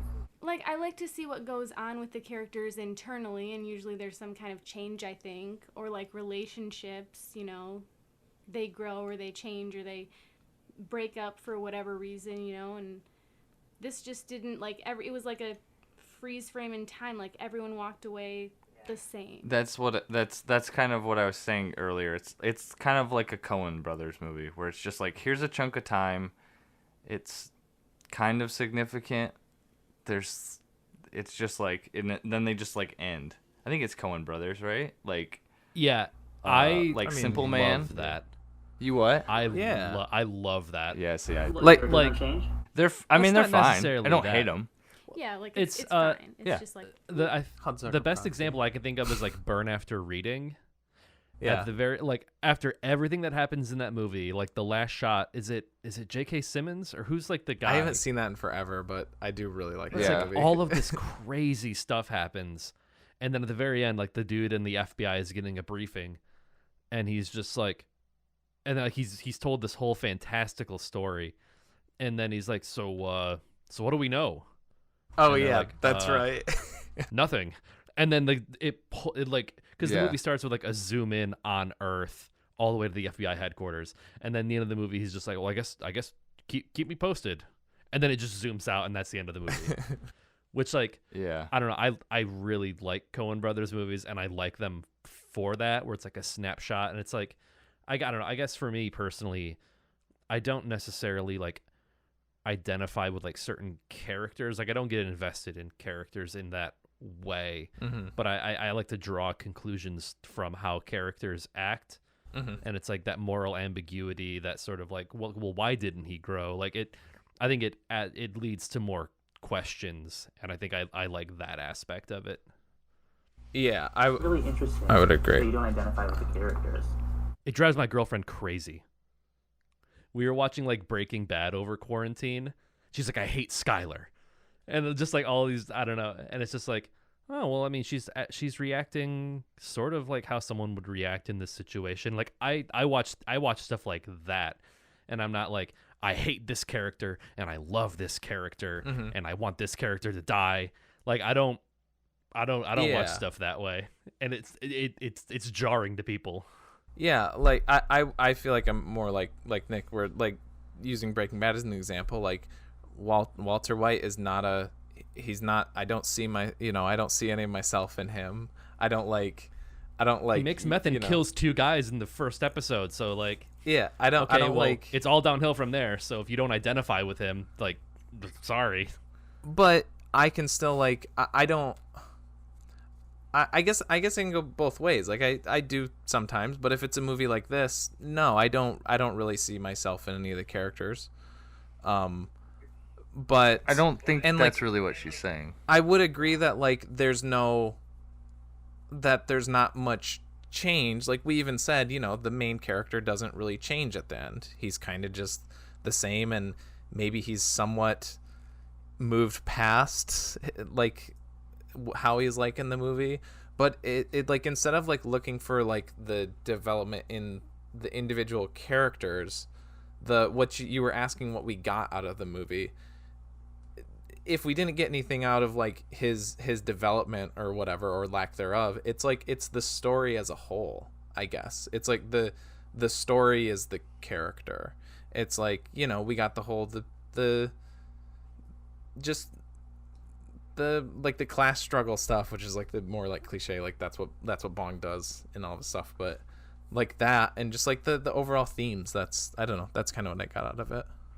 I did get some understanding, like gleaned from like seeing the girl, the protagonist, and her friend, and how they were living like in poverty, and like that was kind of impactful to me. That was kind of like making me think and like see things in a different light. And I was just kind of trying to look at like the world and like that culture, and like I don't know, I was thinking about other things like not necessarily related to the movie, but yeah, I don't know. It just wasn't like I didn't glean a whole lot from it. Like I'm not going to be thinking about it tomorrow. That's why she doesn't like it as much. Interesting. Okay. I was also really impacted by the girls and their friendship, and Yeah. I think not that I identify with the characters, but that I care about the characters. And so I did. So I guess I'm more invested in the characters than TJ and Nick are. Well, there's like that moment when they're on the subway when she say falls asleep on her shoulder, and like it's like that. Yeah. Oh yeah, no, Nick has feelings. He has feelings. But like because like you were talking about Nick, you were talking about your girlfriend is like, I hate this character, I love this character, and I'm that way. I fucking hate the main guy. sucks. and I also hate his wife. She's so shitty to him. And yeah, she probably like also. I mean, she also has a shitty husband. Oh, I'm sorry, Marty. That sucks. But Sure. she straight Yeah, up is like saying she's gonna kill him and like verbally abusing him and all that shit. Mm-hmm. Like, no, like, and I love the girls and their friendship, and Yeah. they care about each other, and they have each other's back, and like even the old lady who like her favorite thing in the world is her dog, and when her dog's gone, like that's the last thing she had to live for, and she dies. Mhm. Like that's like so like the bleak. characters didn't change, but I feel like we got to know them enough to like have to where they made an impact on me, like as a person. No, I would agree with that. I wasn't trying to make it sound like the characters didn't impact me. I guess maybe I misunderstood what Kelly was saying about like, you know, like having to see yourself in the characters or whatever. Where like, I agree. I said that right. I love the main girl and like her friend and like their relationship, like all their scenes together were so great. They were so like fun to watch.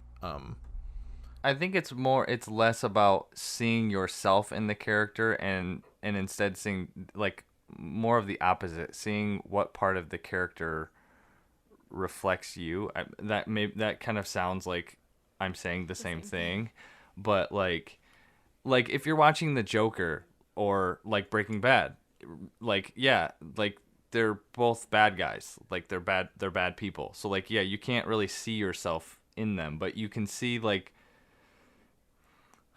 their humanness and how it like evolves or devolves. And I mean that's primarily, she pretty much just likes fairy tale endings. That's where we butt heads is. She likes fairy tale endings, and I love endings that punch you in the dick. And not a fairy tale, but it has to have hope. Like it has to be balanced. Like I like the opposite. there can be a lot of tragedy in something, but then when it ends like tragically, I'm just left feeling like something's missing. Like, where's the hope in that? I don't like to be left with that kind of abrupt. It's incomplete to me. See, okay. That's interesting. I like both. My favorite movie is La La Land, and That's your favorite movie? Yes, Oh really? That's my favorite Cool. movie. Every time I didn't know that. just hearing that the piano riff. Talking about the I ending. didn't finish it.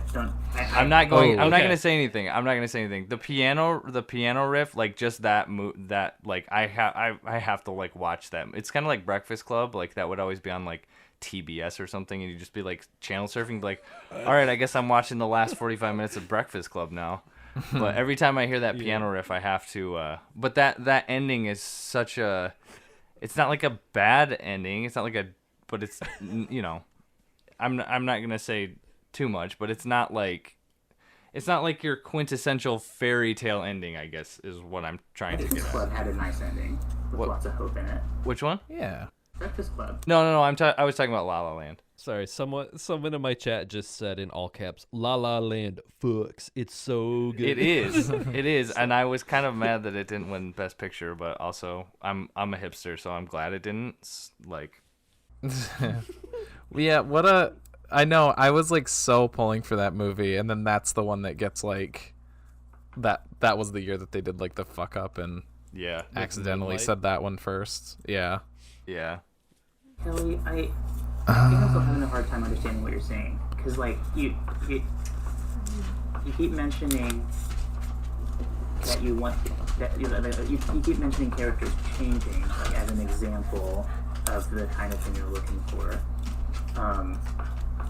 and like being able to not necessarily see yourself in it, but like identify somehow. Because I don't know, I feel like I don't change that much as a person. You know, I mean, I've obviously changed, but like when I have, you know, an experience, like Okay. I saw a Put guy all of this throw a in dog Boba Fett. off of a cliff, you know, like I don't know if that would change me necessarily. You know? I think So I'm not sure what you're like. I'm like very, I hone in on like minute details a lot. Maybe it's a skill and sometimes like it annoys people, but I think change might seem like a strong word. It's like, it's not like a radical change, but just like a tiny impact, like a little seed that maybe you'll think about it and it'll just be like this small little different way you look at something. And that's what I mean by change. Not necessarily like, oh, my whole life is different now and I'm going to be this way. right. Like, I think change comes in like many different degrees and forms. And so I guess I like to see the characters at least like learn something. Yeah. I just Yeah, didn't he doesn't see even. that. Yeah, I mean, maybe he would have. They don't really show that. Like, maybe, like, him, like, kind of looking out and being like, I'm kind of in the same position. I just am wearing a suit now. Is, like, he learned. That's what he learned is, like, money can't buy happiness kind of thing. But also, yeah, it fucking can. If you're living in a gutter and then you have enough money to, like, provide for your wife and child and ugly dog, then you're like, you're gonna be a little bit happier. You'll at least won't feel like shit. You're not going to be struggling as much, so you'll be more content. But like, it doesn't change who you are, like inside. It doesn't change like how good of a person you are. Like you said, like he gave that money to her, but like, and then that got me thinking, like, that doesn't mean he's a better person. He had like an abundance of things. So how much if he gives out of like his plenty, that doesn't even affect him, you know? And maybe he's doing that to feel good about himself because he knows deep down he is a shitty person. He's trying to use these little things. Yeah. That's a really interesting perspective. Meowing cats. Ooh, don't scratch. Yeah, I guess I didn't think about that. Like, he doesn't, how he is at the end of the movie compared to how he is and what he believes and how he sees the world at the beginning of the movie is still exactly the same. Besides like, the only money. reason he doesn't kill his wife's dog is because she would make his life a living hell. Yeah. Which is kind of funny because his life was Or because already he a couldn't living get hell. out, like. He didn't learn anything at all.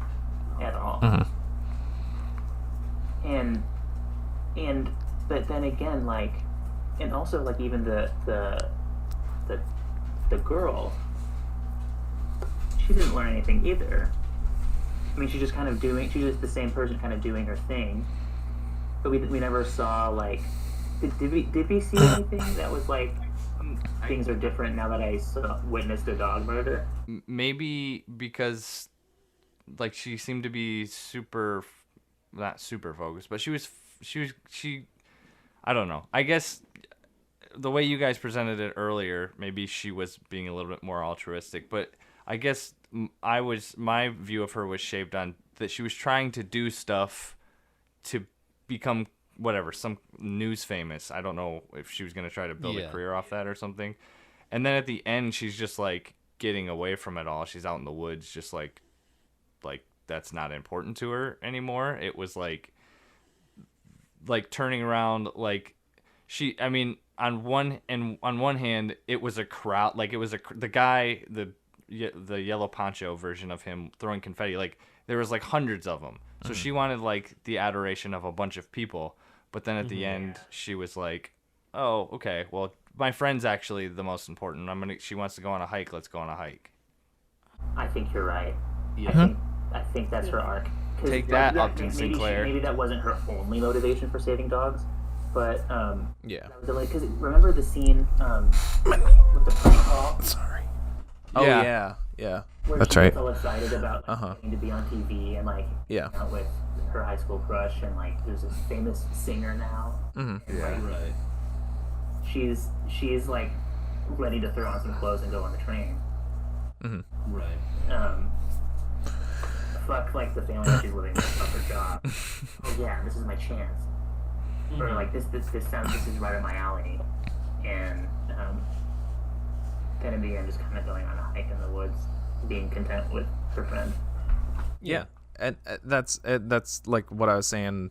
I said that like really early on, that like they show both of their endings next, like side by side, to show that he didn't change.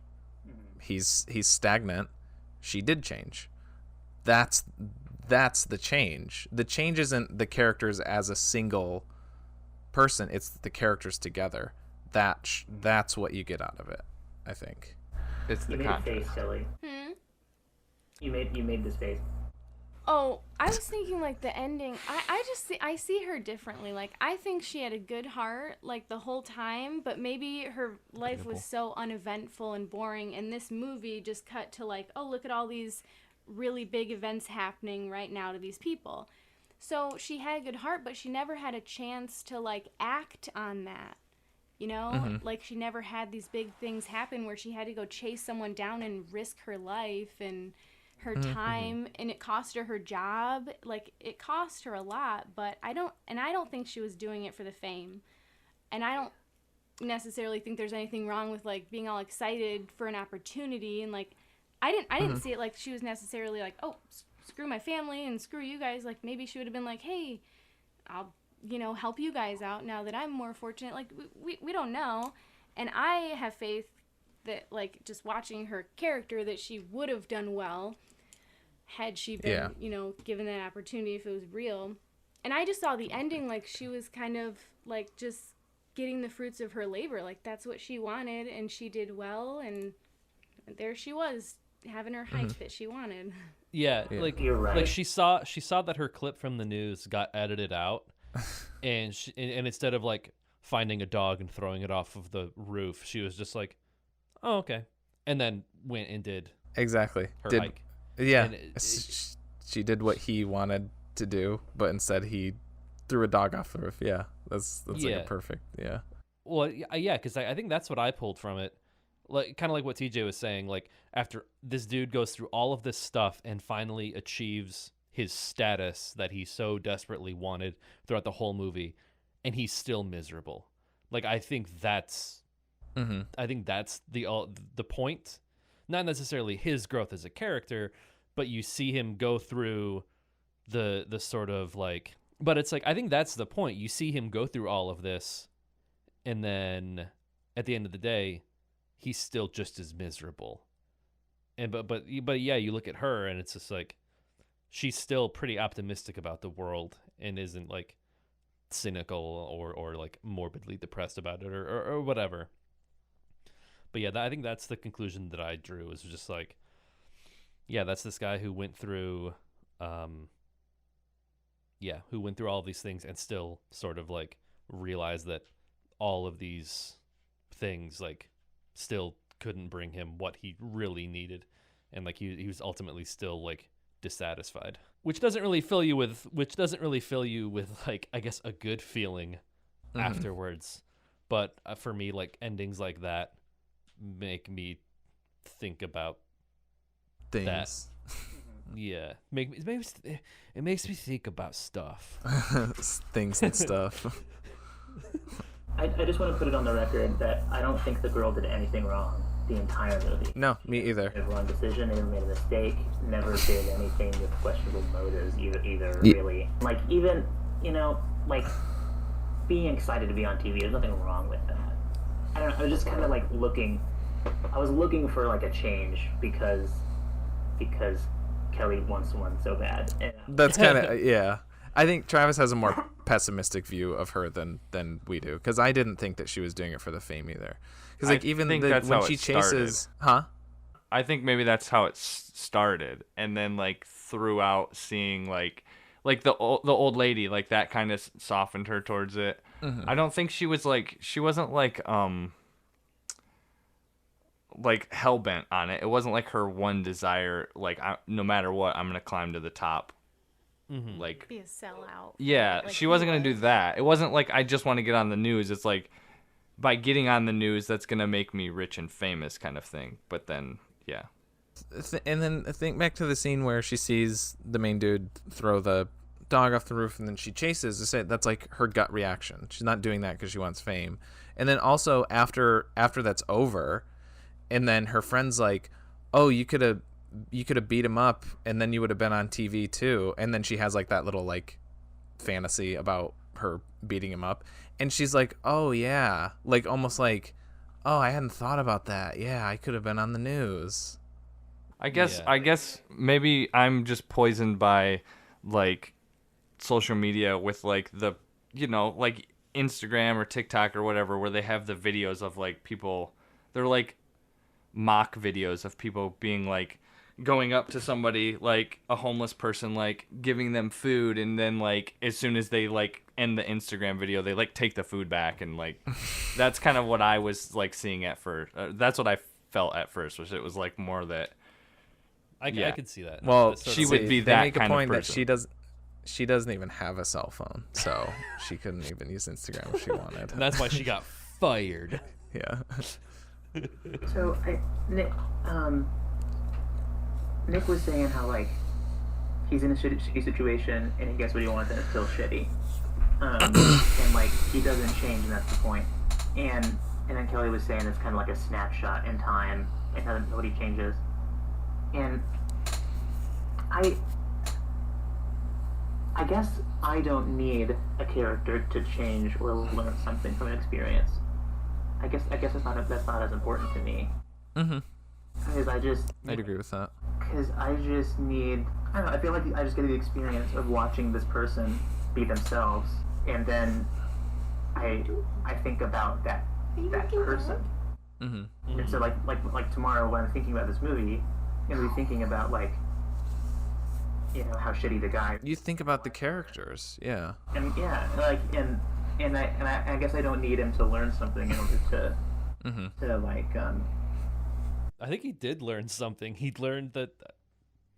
I think in a weird roundabout way, he did learn that like, oh, this is not going to bring me satisfaction, or like the that's not the what source of my issues. what I think I need. Yeah. Yeah, I can have it both ways. I can, you know, if I can relate to the character, there is the change or growth or whatever, cool. But if it's more like this or there's not, I'm cool with that too. I can have a happy ending. I can have a negative ending. Inherently, like I like happy endings, of course, but I can have like bummer endings too. It's just got to be good, and it has to affect me. And I think, you know, positive, negative, growth or not, as long as it affects me, I'm happy. You know, I'm happy with the, you know. I think like if this was just her story, I would have been like, oh yeah, that was a good movie. Like I feel good about that. But I think I'm at like 0 with it, like mood wise, because it was like the juxtaposition. Like his was so negative, his was depressing. It was like a tragedy, but hers was good. So they like balanced each other out. So maybe like emotionally, like I didn't get a lot out of it, which is what I like out of movies. But I mean, just talking about it now, I will be thinking about it tomorrow, at least tomorrow, but at least tomorrow. So you take the like more positive I'll give it story one line, day. the negative or the positive story, the negative story, and you say it zeroes out, but you don't see those as like those working in tandem, elevating each other. Like because they're like if it was just the one storyline, it maybe wouldn't be as strong. But like since those are working together and intersecting, it brings both of them up. I mean, maybe logically. If it was your first movie you'd ever seen, but I think people know like, okay, she's getting better. Like you don't need like a shitty person like right next to it to see. Like they don't.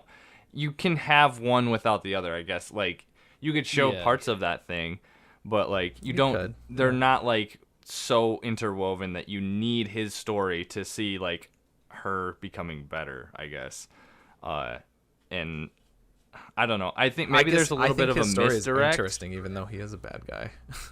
I think there's maybe a little bit of a misdirect because it starts with him, so you think like, oh, this is the dude. Mm-hmm. This is the good guy, and then it's like, oh no, he's just like a shithead. So then you're kind of like maybe confused a little bit, maybe. Maybe just because I didn't feel like, I think there were like lessons from both of them, right? Like Don't be shitty. He just wanted to get money, and he just wanted to have it easier for himself, but you know, he was kind of a sellout to do it and very selfish, and so it left him still with nothing. And then her lesson is like, well, basically act on your good intentions. You know, don't be a coward. Maybe, I don't know. And then you'll have a good end. Then you'll be satisfied. You'll still go on being content. But it just didn't. Maybe it's because, and that's what I mean. Like maybe logically, like they should like elevate me, I guess. But like emotionally, it's just maybe it's conflicting because his was like, oh, that was a bummer, and then hers was like, oh, that was good. But there's definitely lessons like from both sides, but neither one was like something new to me that I was like, oh, wow, that's really something to consider and ponder more, I guess. Yeah. But it was a good story. I liked it. So you'd rather have like a consistent emotional reaction to the movie rather than simultaneously. Yeah, I think that like confuses me. I've never been good at like multitasking, so maybe that kind of plays into that. Like just one thing at a time for me. I don't know. That's interesting. I like the multi-emotioning, I think, because like everything about my life is simultaneously a huge bummer and something to be excited about. That's a good way. Yeah. I can relate to that. Yeah. I think I like seeing this movie because it's like, I don't know, it kind of validates those feelings a little bit. Just like, yeah, there are things in life that are both that you can have a shit ton of conflicting emotions about, and that's like how things are. Like that's just how it is. And I'm like, okay, yeah, maybe I'm not so crazy that my emotions are all over the place. Other things happening in my life. I think that's the desired effect of Bong Joon-ho. I think that's because that's how you feel about Parasite. I guess less so Snowpiercer, but I mean those are the only three that I've seen. But I mean that's how I felt about Parasite as well. Yeah, Snowpiercer I think is a little bit harder to like get that from because it's like sci-fi, so it's a little like disconnected from a little the more real world. detached. Yeah, it's more just like a cool action. Like it's a cool, well-made like action movie. Yeah, it's the action movie version of Parasite, kind of. I suppose. Or like They Live. Yeah. Which that'd be a good one. That would be a fun one to talk about. I think I thought about it. I filled out like a paper. I have a lot. I have a lot of movies that I filled out. So I did add in your two, like Shitty for ones? the bad list. But those are the only recommendations I got. But I was just gonna say I did put in a few John Carpenter, but I don't think I did They Live. But I could. Yeah, we're pulling the name for the movie now.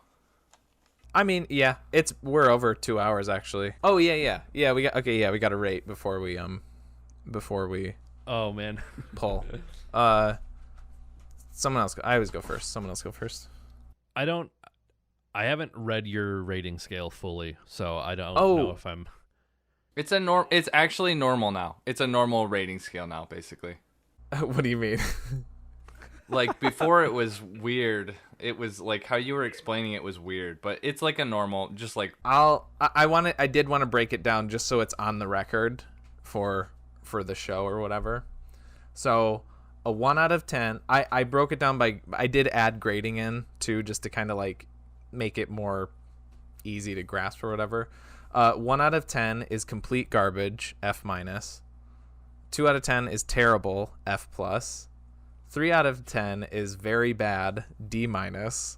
4 out of 10 is not good, D plus. 5 is average, C minus. 6 is good, C plus. 7 is liked it a lot, B minus. 8 is loved it, B plus. 9 amazing, A minus. And 10 out of 10 is a masterpiece, A plus. I'm gonna go with an 8. I mean, knowing like Bong Joon-ho's trajectory, like where he ended up, I think it's like a really good, like, it's not like the greatest thing he's ever done, but it's like a really good start, and it's a really good, like, for like a first film from someone, it's nuts how good it is. Yeah. So I think basically, for like the cinematography, the way that it does like dramatic irony, and the way that it like incorporates visual storytelling with like music. I don't know. I think 8 out of 10 for me. Yeah, I did think the music choices were interesting. I got a little sidebar for you. Okay. Completely different like directors, but this won't take long. But like Okay. in comparison, okay, so you're talking about trajectory. So you went for Bong Joon, whatever. Barking Dogs Never Bite to Parasite. What about, how would you compare this to like Wes Anderson Bottle Rocket to like now? Because I would say Bottle Rocket's definitely not his best movie, but I think Bottle Rocket is a better movie It's not than his this worst. Ooh. See, I think I like Bottle Rocket a lot more than you do. It's like, I think it's near the bottom of his for me, but I like it more than like Moonrise.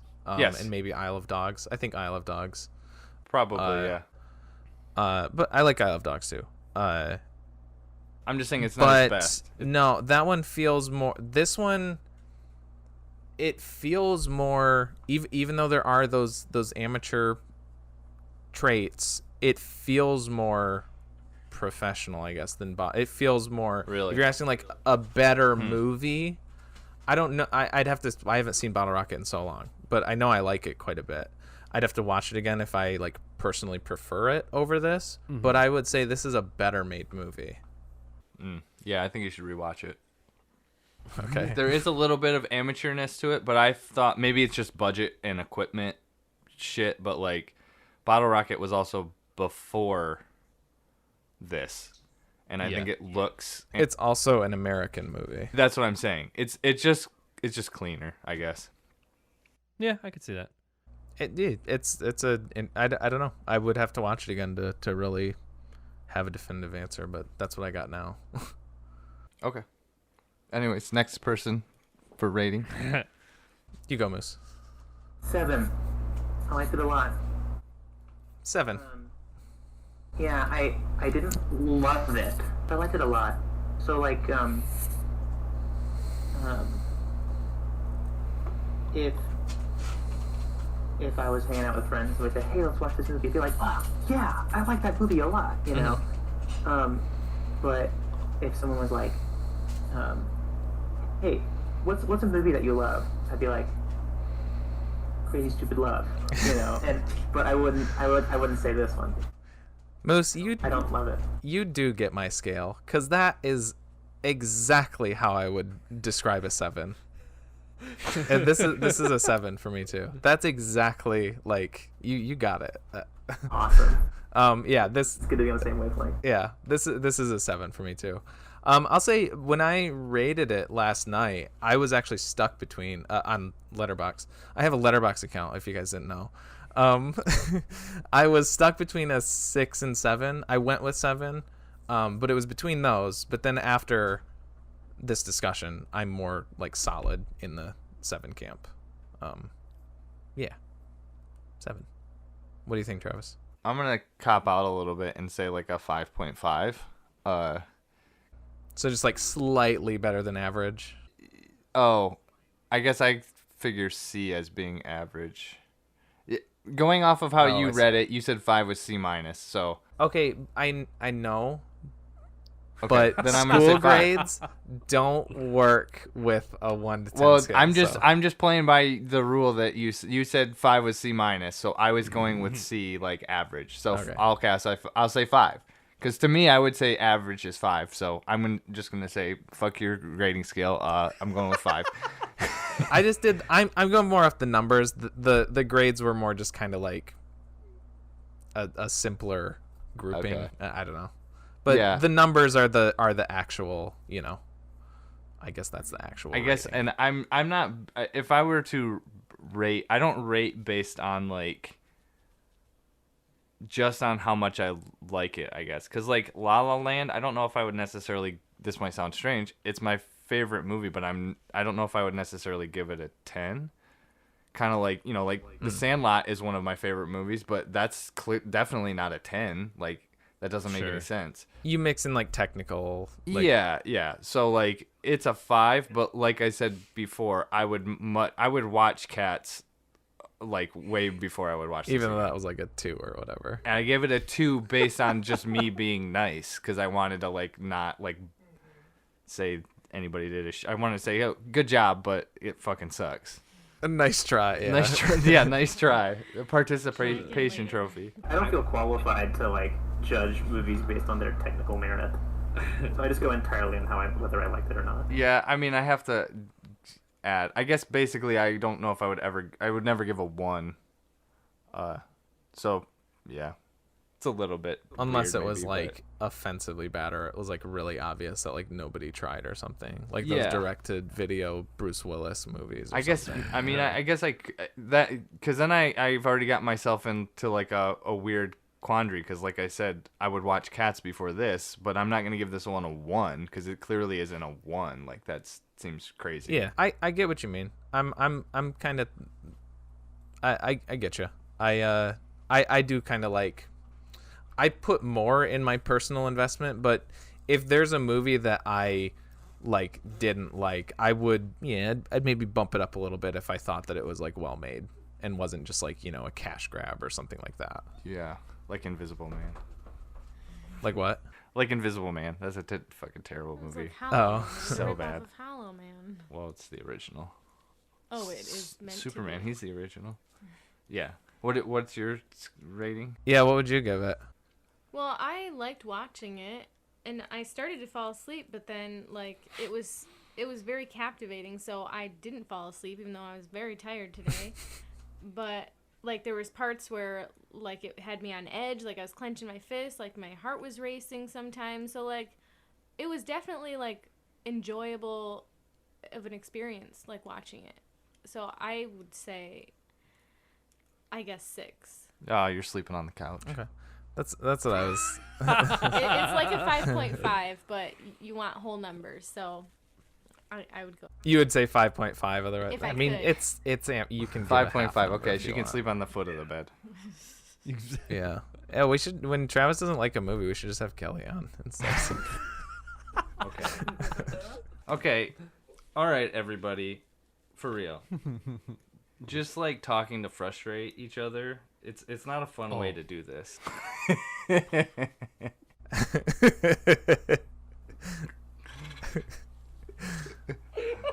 No, I'm kidding. Obviously. We're all on the same team. We're here, all on you the same guys. team, and Wait. it's to have fun watching movies. Cutting up dogs and cooking them into stews. That's what bad people do. I think that's what we've learned today. Oh my Okay. God. Okay. All right. So yeah, that's crazy. We like didn't even do like, we kind of talked about Disney movies a little bit, but we like got into the movie way sooner, and it still ended up being We did longer kind of start than late, the though. normal ones. Yeah, I mean we kind of started a little later Yeah. like we normally do, but all right, that one. Why this one? Those okay. I'll show it to the. So I sorted Chewbacca's This Is Bad Movies. Okay. This is, I call him Oh, I don't think I've recommended any good movies to watch yet. So I'll have to Afro get some of those Buffett in. is his name. He's the normal or good movies.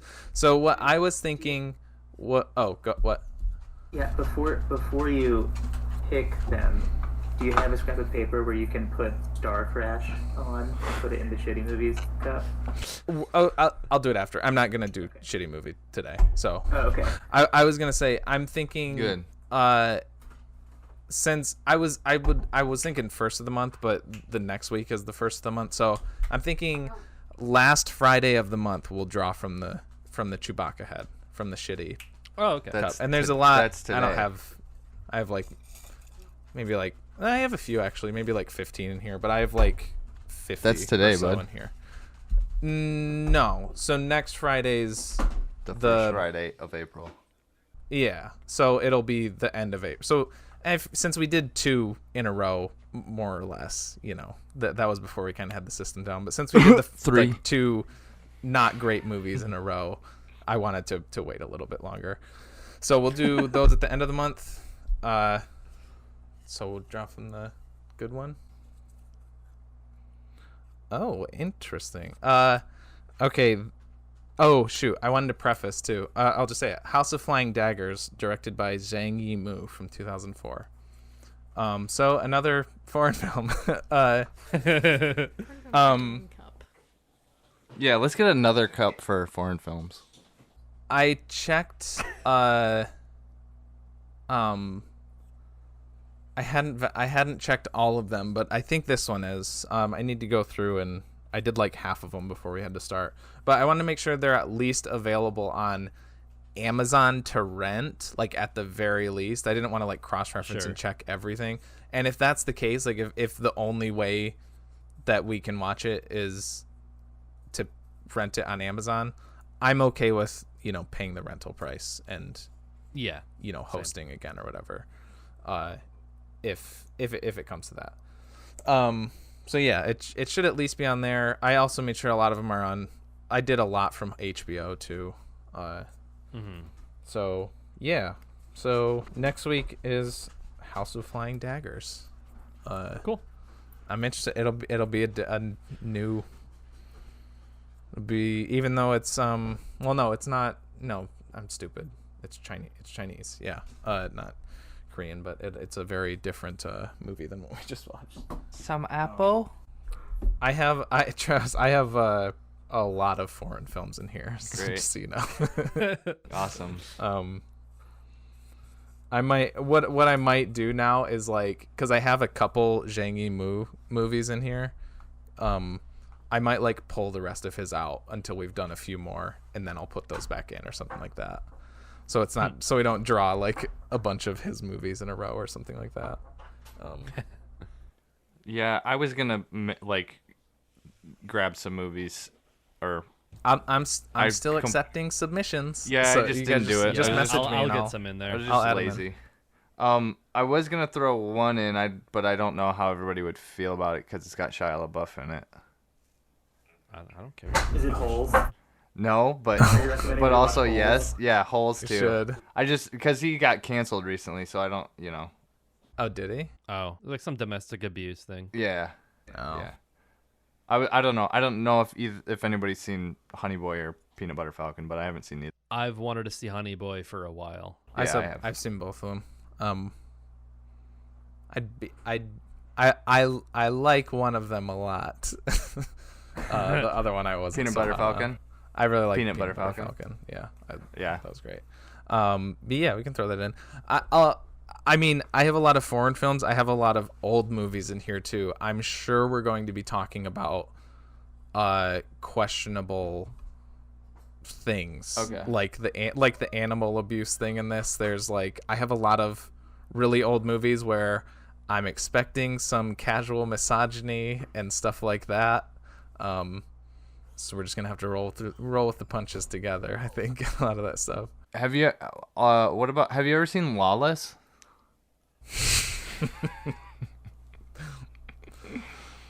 Yeah, I have. Okay, forget that one. Yeah, that was too much of an inside That's joke. it. Sorry, that's an inside joke. Okay, yeah, and you guys can, if you want to keep them secret. I don't know if you want to just send them to me, or you can just put it in the movie club chat. Just message me and I'll write down a little piece of paper. Okay. I actually have to get running, so I'm gonna check out early.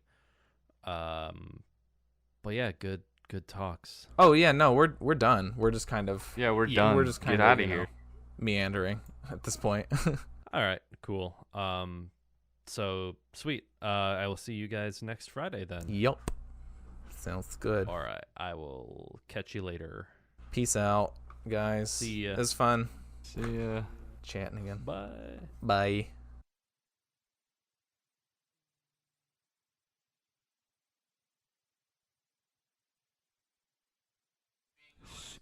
This is the end, Nick.